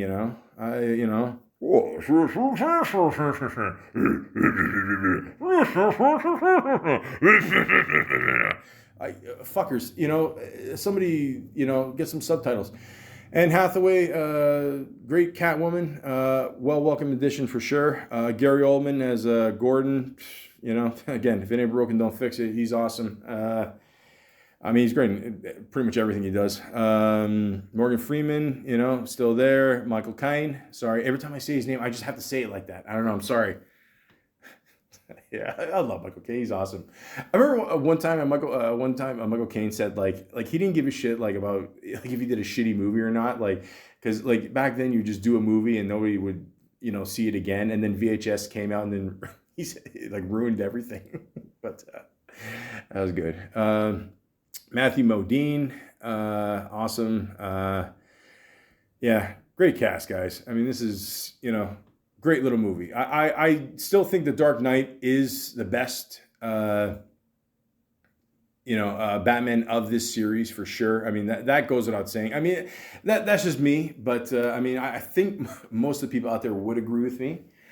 But again, I think there's still this debate that was he Robin or Batman at the end? So I found this clip on Howard Stern I listened to a while ago, and let's see what he has to say. I just want to point out before I play this clip, I was just about to play this clip, and then I'm almost positive that Batman just went by in the motorcycle. So play the clip. Okay. Sorry. The end of Batman, The Dark Knight. Right. The Dark Knight rises. Howard. It's sort of implied that your character was either going to be Robin to Batman, right, or maybe even in some way become Batman. Right. Because that's what it led us to believe. Yeah. And now they just announced that Ben Affleck's going to be Batman. That's right. Was there some sort of notion that you would be the next Batman? I think you could be a good Batman. Thanks. Well, that's a huge compliment. Thanks very much. And I'm a big Batman fan. Oh, me too. I love that. Huge. I'm a big comic book guy. So was there any discussion about you being the next Batman? There wasn't. No. And Chris Nolan directed a trilogy. His plan was always to have 3 movies. He said very specifically, The Dark Knight Rises will be the 3rd and final story of this trilogy that I'm making. Right. And I think it's a really good ending because it talks about it throughout, that Batman is more than a man and it's a symbol and we all have a hero within us. And so to have somebody else in the Batcave at the end of that trilogy, not Bruce Wayne, I think is a really cool ending. So were you kind of shocked when they chose Ben Affleck? Because maybe you thought somewhere along the line you'd get the offer. No, I was not because, like I said, it's a story that Chris Nolan told with those 3 movies. Right. So I wasn't expecting the next time Batman showed up, it to be part of that Chris Nolan story,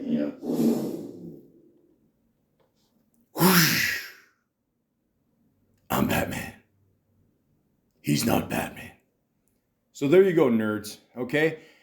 He was never meant to be Batman. It was pretty much implied that he was Robin, okay? There you go. Enough said. I don't want to hear any more of this shit. The point is, this is a great trilogy. It's awesome that he was part of it. It was a good little role for him. And who would say no to being in anything, any part of any Batman movie? Not me. And neither would Mr. Levitt. There you go. Will he play Robin again? I don't know. Will Chris O'Donnell play Robin again? I don't know. Who knows? But, still, he's part of this. That's awesome. Then he was in a movie called Premium Rush. Now, I don't think this movie did that well, but this is a decent little movie. I remember watching this movie. Now, let me just explain. In Manhattan, a bike messenger picks up an envelope that attracts the interest of a dirty cop who pursues the cyclists throughout the city. Now you're thinking to yourself, who the fuck is going to see a movie about cyclists in New York City. First of all, if you listen to my podcast, you know I fucking hate people on bicycles. Okay, for some reason, you know, a lot of these people, they're very self-entitled. They think they're driving in a car. You're not driving in a car. Go fuck yourself. I can imagine driving a bicycle in downtown Toronto, not long in New York. Okay, so you see all the challenges he has to face. It is actually very interesting the way they taped it, the way they showed this movie. Also, I want to say this. Michael Shannon plays the bad guy, okay? I love Michael Shannon. I got to do a podcast about him one day. He is fucking awesome, okay? This guy is great in everything he does. He's almost like a modern day Clint Eastwood, the way, you know, his mannerisms and all that shit. He was great in Boardwalk Empire. The movie Shelter, underrated, crazy ending. But yeah, I would definitely recommend this movie, okay? It's nothing spectacular, nothing, you know, whatever, but 6.5 rating out of 10. Again, that's one of my favorite ratings because it's almost like right on the fence. You know, it's not a shitty movie, but it's not like anything spectacular. It's like right in the middle. So if you got nothing else to do, and if you don't mind seeing people on bicycles, I recommend this movie. Looper. He played a character named Joe. This is a very cool movie. But I will say this. It's one of these movies where the first time I saw it, I couldn't get into it. I don't know. Again, maybe you caught me on a bad day. I was in a mood, whatever. I couldn't get into it. But then I watched it again like a year later, whatever. I loved it. It was great. I know Bruce Willis, I've heard recently, he's dealing with some personal issues. He's not going to be in movies for, I don't know how long, maybe, you know, for whatever. But, you know, I wish him a speedy recovery. Hope he's all right. And, but yeah, him and Gordan-Levitt together, kind of like the old school meets new school. Good little combo. So, in 2074, when the mob wants to get rid of someone, the target is sent into the past where a hired gun awaits. Someone like Joe, who one day learns the mob wants to close the loop by sending back Joe's future self for assassination. There you go. So, again, you know, the mob is, you know, first of all, again, I'm Italian. There's the mafia. But just for the sake of the movie, you know, this is I thought this was a pretty cool concept, the way they did this. So you got Gordan-Levitt, you got Bruce Willis, Emily Blunt, Paul Dano, who again, I recently saw him, The Batman, fucking killed it as the Riddler. Awesome. I mean, that one scene where him and Rob Patterson are going back and forth in the jail, I thought that was great. He starts singing to him. That's hilarious. But Jeff Daniels again, awesome as always. Yeah, so Batman's just nuts with his motorcycle today. The point is, good little movie. Absolutely check it out. Bruce, I wish you a speedy recovery, man. Hope you're doing well. Best to you and your family, okay? Awesome. Lincoln. I mean, if you don't know by now that Daniel Day-Lewis is committed to a role. I mean, again, he'd be an interesting guy to do a podcast on. You'll never know. I mean, I heard a rumor that he got dressed up one day as Lincoln, went on, like he was still in character. He went on a subway in New York or something, and like he would just go up to people and go, "Oh, what's this device you have? Oh, it's a cell phone. Oh, really?" You know, like, I mean, the guy's nuts, but I love him. I love him. I mean, There Will Be Blood. Holy shit, what a movie. But yeah, it's a good little movie, a little long, you know, some scenes are a little, you know, but, you know, I'm going to be honest with you, I didn't remember Gordan-Levitt in this movie. He played Robert Lincoln. Oh, he played his brother? I'm assuming. I mean, there's no way he played his father. Yeah, so there you go. Yeah, I only saw this movie once, directed by Steven Spielberg. If you don't know who this man is, forget it. I mean, thank you, Mr. Spielberg, for making my childhood. That's all I want to say to you. But yeah, this is a good little movie. I totally forgot Gordan-Levitt was in this, but yeah, definitely check it out. It's he lived quite an interesting life. Don John. He played a character named John. Now, it's spelled Jon, not John. So I just want to get that out there. A New Jersey guy dedicated to his family, friends, and church develops an unrealistic expectations from watching porn and works to find happiness and intimacy with his potential true love. Based on a true story, Michael. I'm sorry. No. I'm just. Come on. The point is, this is a really good movie. This is a really funny movie. I remember seeing this movie in theaters with a different girl. The 500 one didn't work out. I don't think it even lasted 500 hours. The point is, this is a very good movie. And keep in mind that Gordon directed and wrote and starred in this movie. He said he had to gain extra weight for it, on top of everything he had to do. He said at one point it was almost like having a part-time job, because he's a pretty skinny dude, you know what I mean? So, the guy had to work his ass off for this movie, but it absolutely paid off. Now, like I said before, and I'll probably say it again sometime in the future, Tony Danza played his dad. And, obviously, they were close since Angels in the Outfield. Tony Danza fucking killed it as the father. I think he's in it for like maybe 5 scenes or something like that.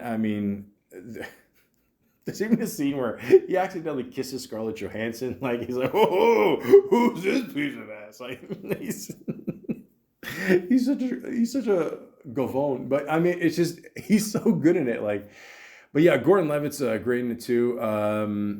It is pretty funny. I'm not gonna lie. There's a lot of funny parts in this movie. If you're a Marky Mark fan, get ready for that song to play a couple times. But yeah, this is a really good movie. Scarlett Johansson's in it. If anything, when he wrote the movie, he said he had her in mind. I have her in mind all the time, so at least we agree on that. Julianne Moore, who, I don't know, doesn't seem to age. She's awesome.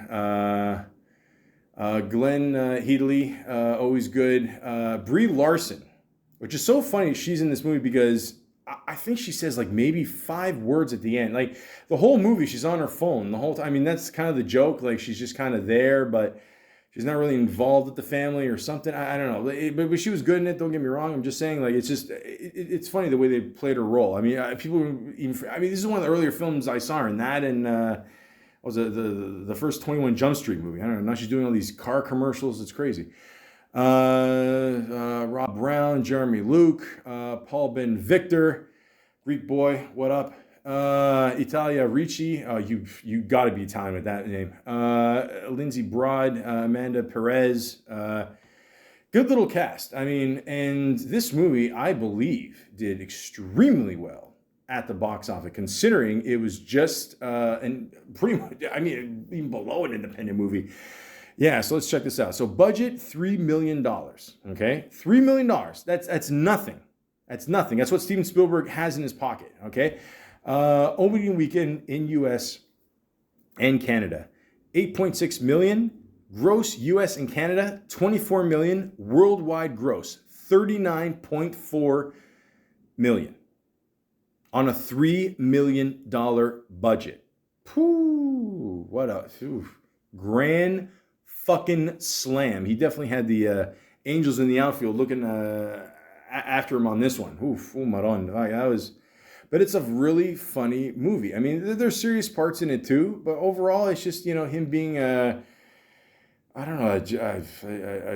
Jersey douchebag or whatever. I'm not saying that people from Jersey are douches. I'm just saying, you know the type. Okay, come on, I'm just saying.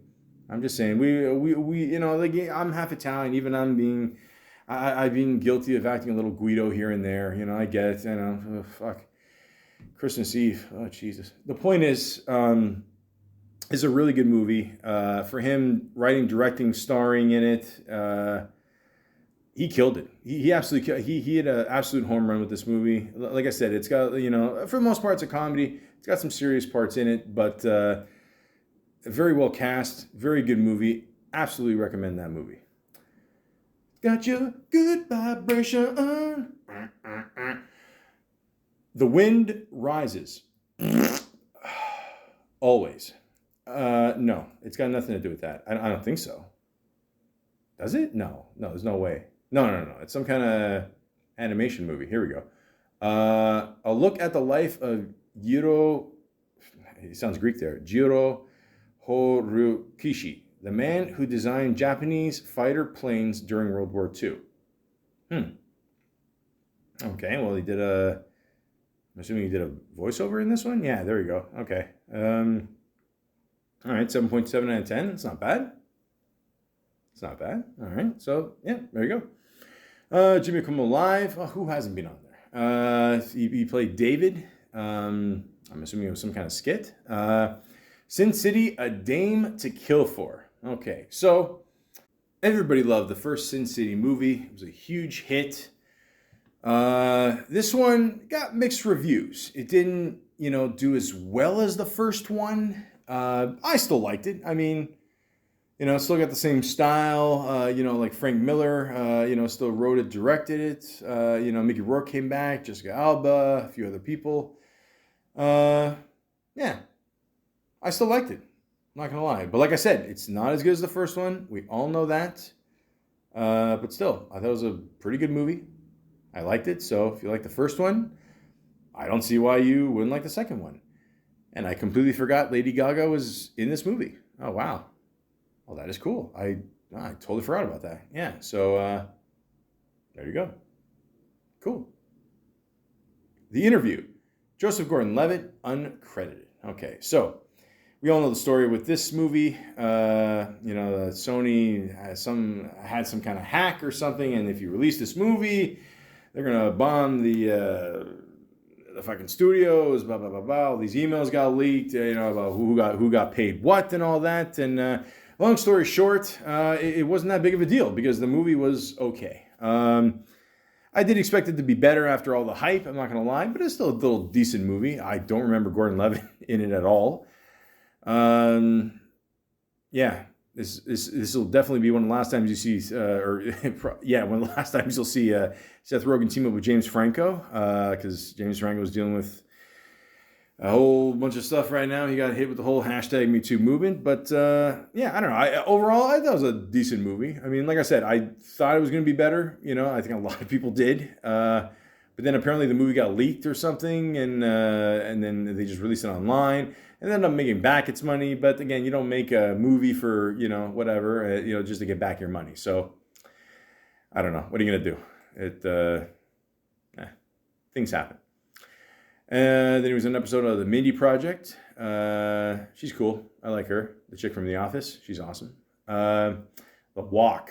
Okay. Now, I talked about this movie before.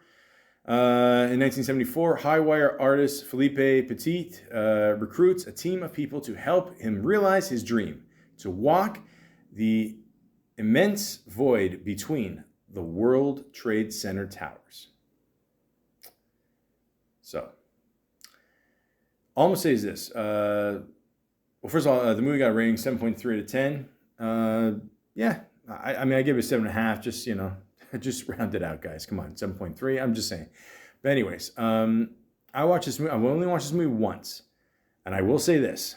I was watching it at home. Okay? The scene at the end where he is walking between the two towers. Obviously, he's not actually doing it. There's no stuntman. It's all green screen, whatever. We all know this. But I literally stood up from my couch and I was in suspense. The way this movie was taped was so well done. And the story behind this guy, how he got to this point, is insane. So I'll just say this. Like, at the end of the movie, when he's walking between the two towers, if you don't feel something, there's something wrong with you. I mean, it is like,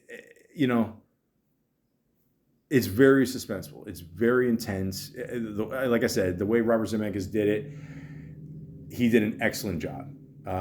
And the sad thing is, probably a lot of people have not even heard about this movie. It didn't get that much attention. I mean, it got enough attention where you would actually hear people, like, they couldn't even watch that scene either. Like, they would, during test screens, I think they walked out and stuff, or they just couldn't watch it. It was just crazy. But it's true. Like, honestly, like I said, watching it at home, I still felt it. So if you want a good movie, a good little story about a guy who gets to that point and for an incredible scene at the end, I absolutely recommend this movie.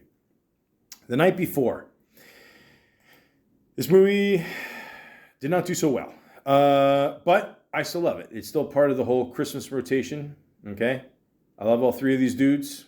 Gordan-Levitt, Seth Rogen, and Mr. Hawkeye himself. Why do they not have a picture of him? Oh, there he is. Anthony Mackie. There you go. I mean, he was definitely better in this than he was in Notorious. Okay, let's just again, I'm not going to rehash that. I mean, he's got enough punishment for that already for doing that role. But again, good little cast. You got Jillian Bell, Lizzie Kaplan, Helena York, Michael Shannon. Again, plays that mysterious dude. I mean, there's a great clip of Seth Rogen hosting something, and then he mentions Michael Shannon, and then it cuts to Michael Shannon. He doesn't say shit. He just picks up a butter knife and kind of like. I don't know. Whatever. It's Michael Shannon. He can do what he wants. Mindy Kaling, Erin Hill, Islana Glasser. I hope I said that right. Sorry. She's really funny. Her and her partner there, I forgot her name. They did that really funny sketch show. She recently did some kind of mystery show on part of Apple TV. That was really good. Good cast of people. But yeah, I just really good cast here. I mean, okay, is it Home Alone? No. Is it, Christmas Vacation? No. But it's a good little movie. It's a good little, this movie's got to be R-rated. Yeah, for sure. But it's a good little movie. Check it out. I like the one scene where they're on the piano there and they're reenacting the big scene. I thought that was good. But they put their own little twist on it, so I thought that was pretty good. The sweaters apparently are, if you do want one of those sweaters that they wear in the movie, there is a company that actually makes those. So I don't know who it is. You guys got to do some work on your own here. I can't do everything for you. But yeah, The Night Before, definitely part of my Christmas rotation every year. So yeah, I recommend it. The Muppets TV series. Listen, your kid, the 80s, 90s, whatever, you gotta. If the Muppets give you a call, if Kermit gives you a call, you tell them, look, I know it's not easy being green, but I will absolutely help you. So, yeah. Snowden. Now, we all know this guy's story, okay? Just in case, I'll remind you guys. The NSA's illegal surveillance techniques are leaked to the public by one of the agency's employees, Edward Snowden, in the form of thousands of classified documents distributed to the press. Well, let me just say this, okay? The whole story here with this guy leaking out the shit, I know a lot of people give him shit for saying, oh, well, you know what, you're part of the government, you shouldn't be leaking this shit. And you know what? I got to be honest with you, I think that's fucking bullshit, okay? If you know something that's going to affect, people, and if you're invading on people's privacy, the people got the right to know, okay? As far as I know, I could have somebody spying on me through the TV or my phone. Actually, I got news for you. Definitely through my phone. Listen, I tell people all the time, you got a cell phone, you're being listened to. Plain and simple, okay? There's a reason why, like on our phones, we go on Google, and then all of a sudden, it's like, oh, wow, I like this. Oh, I like this. Oh, he recommends this. How do they know I like this? They're fucking listening to us. Of course they are. Who cares? That's it. That's it. Who cares? I got nothing to hide. Go for it, guys. I got like 2 listeners. Mom and Dad, I love you. And, that's it. So that's my whole take on that. But if you watch the movie, he does a good job with it. Surprisingly, you see Nicolas Cage in a cameo, which, I don't know. I thought that was hilarious because he just popped out of nowhere. I don't know. Played a character, Hank Forster, Snowden, what are we going to do now? Whoa. Cage is the best. I don't care. I don't know. Again, the dinosaur heads are a bit much, but whatever. Yeah, it's a good little movie. Check it out, It's up to you, even if you don't believe in what he did, it's still a good movie. Oliver Stone, of course, is going to tell a story like this. Oliver Stone is perfect to make a guy to make a movie like this. He loves doing shit like this. So, check it out. Straight Outta Oz. Crazy motherfucking name, Ice Cube. No, straight. What the fuck is this? Straight Outta. What is this? Mixing the story of the Wizard of Oz with Todrick Hall's life story and beliefs. This modernized musical remakes of the Wizard of Oz takes the classic covers themes such as love, gay rights, police brutality, and more. Okay. 7.5 out of 10. That's not bad. That's pretty good, actually.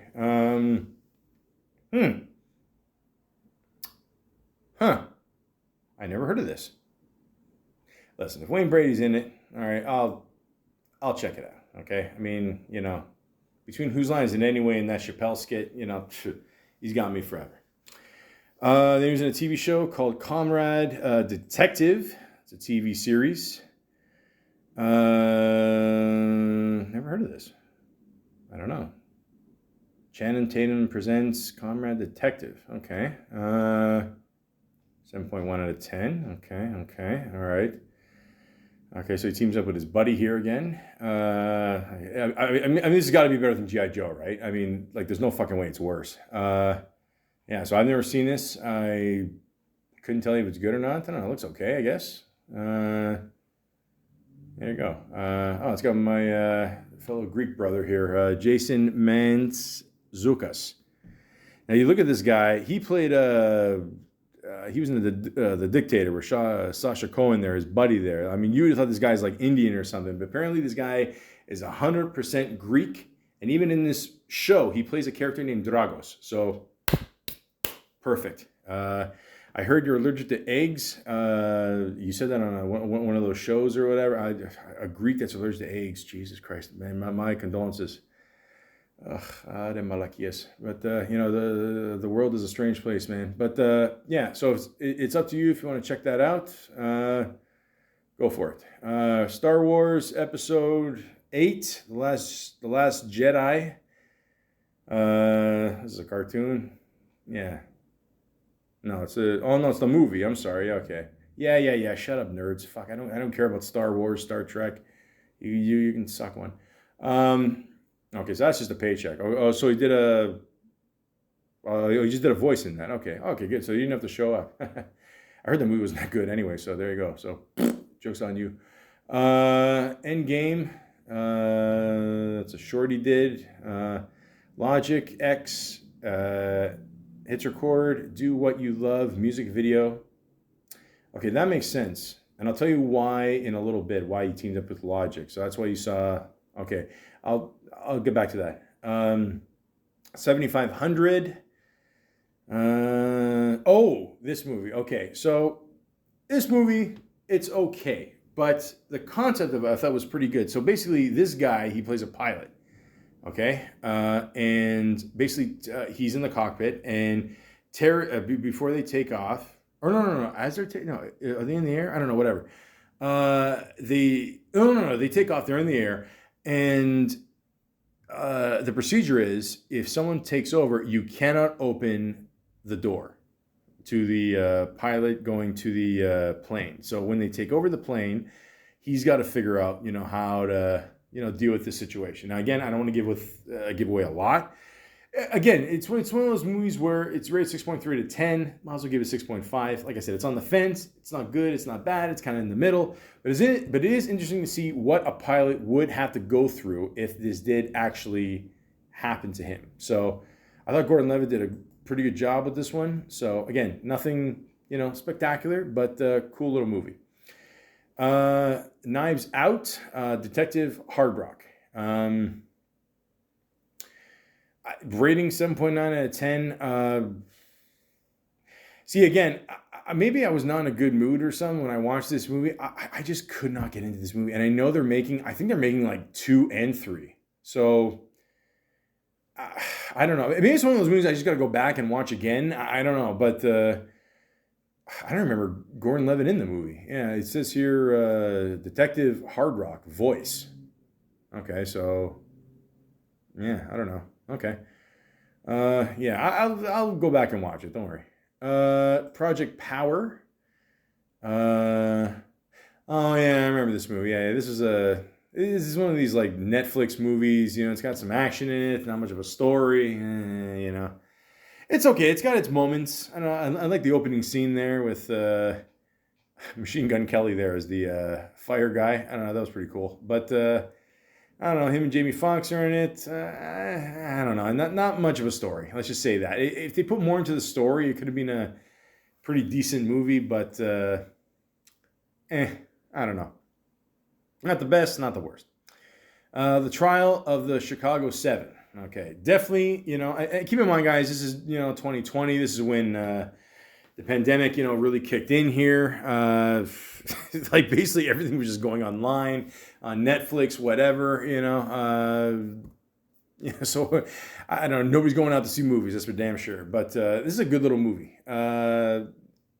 Definitely one of the better movies of that year, for sure. Says here, the story of 7 people trial streaming from the various charges surrounding the uprising at the 1968 Democrat National Convention in Chicago, Illinois. Written and directed by Alan Sorkin. He's done a lot of great things. Check him out when you get a chance. You got Eddie Romani, Alex Sharp, Sacha Baron Cohen, who by far was the best character in this movie, for sure. I mean, he killed it. Jeremy Strong, John Carroll Lynch. Always loved him and everything he doys, ever since the Drew Carey Show. Yaha Abdul Mateen II, Gordan-Levitt, obviously, Mark Rylance, Ben Shrinkman, J.C. McKenzie, Frank Langella. Sorry, sorry, my bad. But yeah, this is a good little movie, guys. I mean, I don't know if this was meant for Netflix or just because of the pandemic it went to Netflix after, but yeah, this is definitely one of the better movies on Netflix. Absolutely. Great movie. Definitely check it out. Star Wars Visions TV series. I did a voice in that, I guess, or what was that, cartoon? Yeah, it's a cartoon. Okay, whatever. Okay. Okay, so he likes Star Wars, likes getting a paycheck. Okay, I get it. Wolf Boy and the Everything Factory. It's a TV series he did. I don't know what this is. Like a cartoon. Okay. Yeah, you might as well. I mean, yeah, keep in mind, guys, at the time, this is during the pandemic. So, yeah, I mean, there wasn't, not people showing up on set, I guess, or any sets. So, yeah, do that voiceover work, get some money, boom, boom, boom. That's it. Mr. Corman TV series. Now, unfortunately, this show only lasted a season.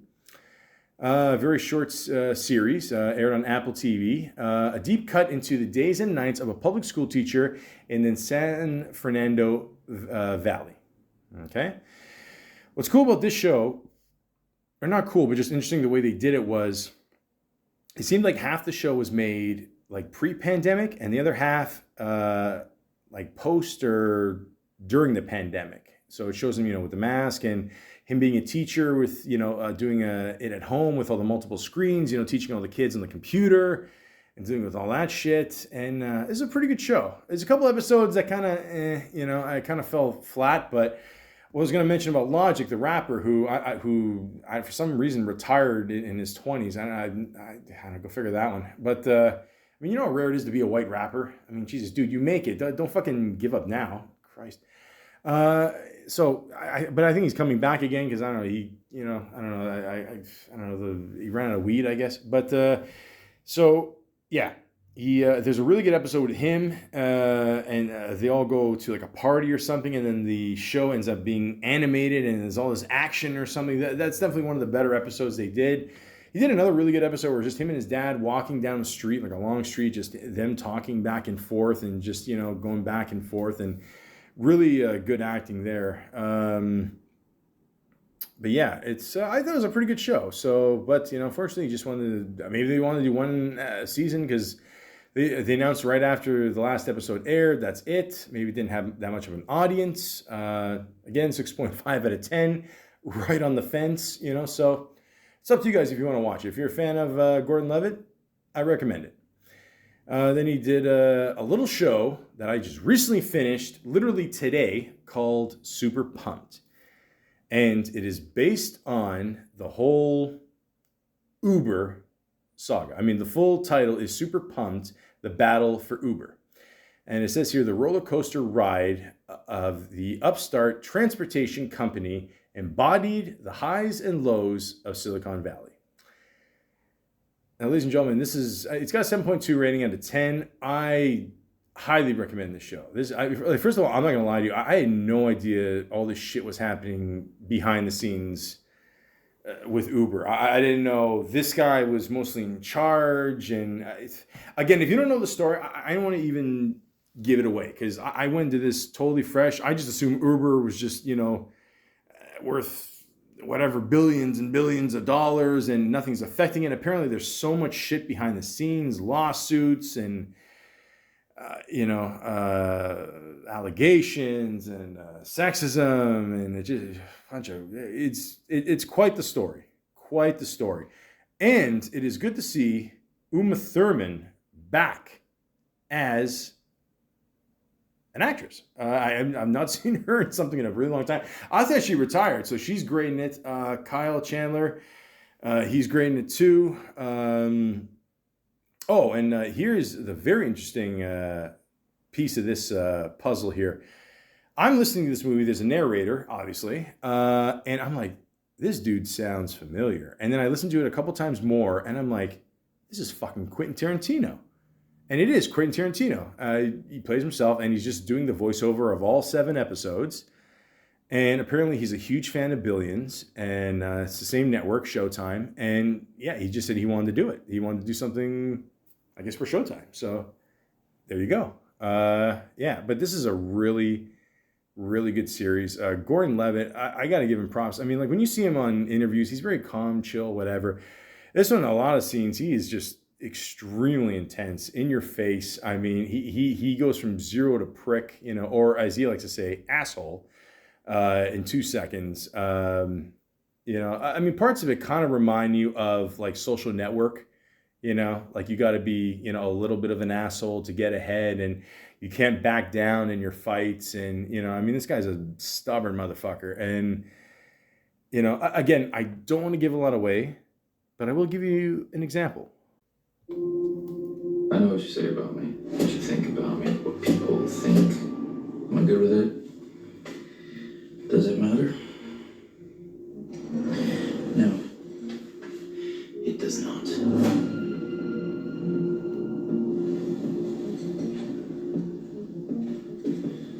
The times we live in, they condemn what I've had to do to make this thing work. But here's the truth, my truth. Sometimes to change the world, you need to do whatever is necessary to take a no and turn it into a yes. If that means acting like an asshole, being an asshole, I'm an asshole. And I'm not alone in that. To paraphrase everybody's favorite poet, the asshole now is later to win. Here's a roster for you. Gates, asshole. Jobs, asshole. Bezos, I would say it, but I'm actually scared to. And if you think I'm wrong about any of that, just go read the court cases, the articles for yourself. Or you know what? Don't. Just sit there farting into your couch and dreaming about everything you would do if you weren't so goddamn nice. At least admit this. You love riding in my cars. You love that they show up at your whim. You love all the stuff that comes in as a direct result of my innovations. So be virtuous, be better than me, and write me off. But while you're cheering for me getting screwed, just remember how secretly grateful you are for everything I did for you, everything I gave you.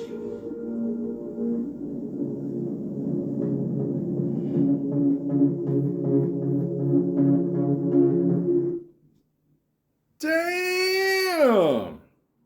Pooh! He's a good actor. Honestly, like, again, I'm not going to tell you where this scene falls in the series, but I mean, yeah, he definitely lives up to the asshole speech. So, me personally, I've ridden in an Uber. I've never actually taken an Uber. I mean, I've just heard too many bad stories. I mean, I don't want to end up dead either, but I'm going to stick to cabs until they become fully, licensed, whatever. But I was still very interested to, when I found out about the series, I was like, yeah, I got to check it out and just see the history. And yeah, I did not expect all this. So yeah, I absolutely recommending watching this series for sure. Like I said, it's very, on the lines of Social Network. I think Social Network is better. I mean, that's a movie, it's a TV series. I get that, but this is pretty good. It's pretty interesting, everything these guys have gone through. So absolutely check it out. And and he's got some upcoming projects coming up in post-production. He's got Pinocchio. the fuck? Really? He's playing Jiminy Cricket. Yeah. Come on. Seriously. No. Stop it. The live action adaptation of Disney's been a live version. Oh, come on, man. Oh, dude, you know it didn't work out with The Lion King. Now you're going to fuck this one up too? Come on. Stop it. Tom Hanks is playing Geppetto. Come on. Stop it. Stop it. Come on. No. Okay. All right. Okay. And Poker Face TV series pre-production. There's nothing here. It looks like I don't know who they got here. I don't know. They got no description here. It just says Natasha Lyonne, Adrian Brody. They're going to team up again after all these years, eh? Cool. Gordan-Levitt, obviously. David Castagna, Benjamin Pratt, who I will always hate. And I'll tell you why. I actually like this guy, but I'm just saying I hate this guy because I heard a story about this guy where he has an insane metabolism, and he literally had an awesome so good that in school he started a club, you know. And I'm like, you motherfucker! I eat a cracker and I like gained 30 pounds. So you know, but God bless him. He's cool. I'm just saying, blood in, blood out. But yeah, so I don't know. There's no description there. Let's see what happens there. White Knight pre-production. It recounts how Leighton rose through the ranks of the People's Temple cult, eventually entering the inner circle of Christian socialist preacher Jim Jones. Okay. You got Chloe Grace Moretz. Okay. Fair enough. Sounds interesting. Wingmen announced. Okay, so that'll start whenever. The story follows two pilots who crash land in Las Vegas. All right. Okay, so you got Channing Tatum, Gordan-Levitt. There you go. Okay. Again, guys, please, for fuck's sakes, no G.I. Joe references. Just, crash into Vegas, have a good time, get drunk, Don't copy things that The Hangover did, but, just try to make it funny like The Hangover. That's all I ask. Please. Thank you. And the last thing is a movie called K-Troop. Just got announced, and he's rumored to play Major Louis Murrell. Major Louis Murrell fights off the Ku Klux Klan after the American Civil War. All I'm going to say is this. Gordan-Levitt, whatever team you assemble, okay, to beat the shit out of these motherfuckers, okay? Punch them fucking 10 times for me, eh? Okay? Thank you. I don't know. According to my podcast about Wesley Snipes, I don't know. I think he still can kick ass, so let's do this. Anyways, as you can see, Gordan-Levitt has done a lot of shit and is not stopping anytime soon. So, yeah, kudos to this guy, honestly. I mean, this guy can pretty much do everything. I mean, he's done TV shows, he's done movies, he's played the drums in the subway. What? The point is, there's no signs of this man slowing down, okay? If you want to call him Robin, go ahead. But most people are going to call him Joseph Gordan-Levitt.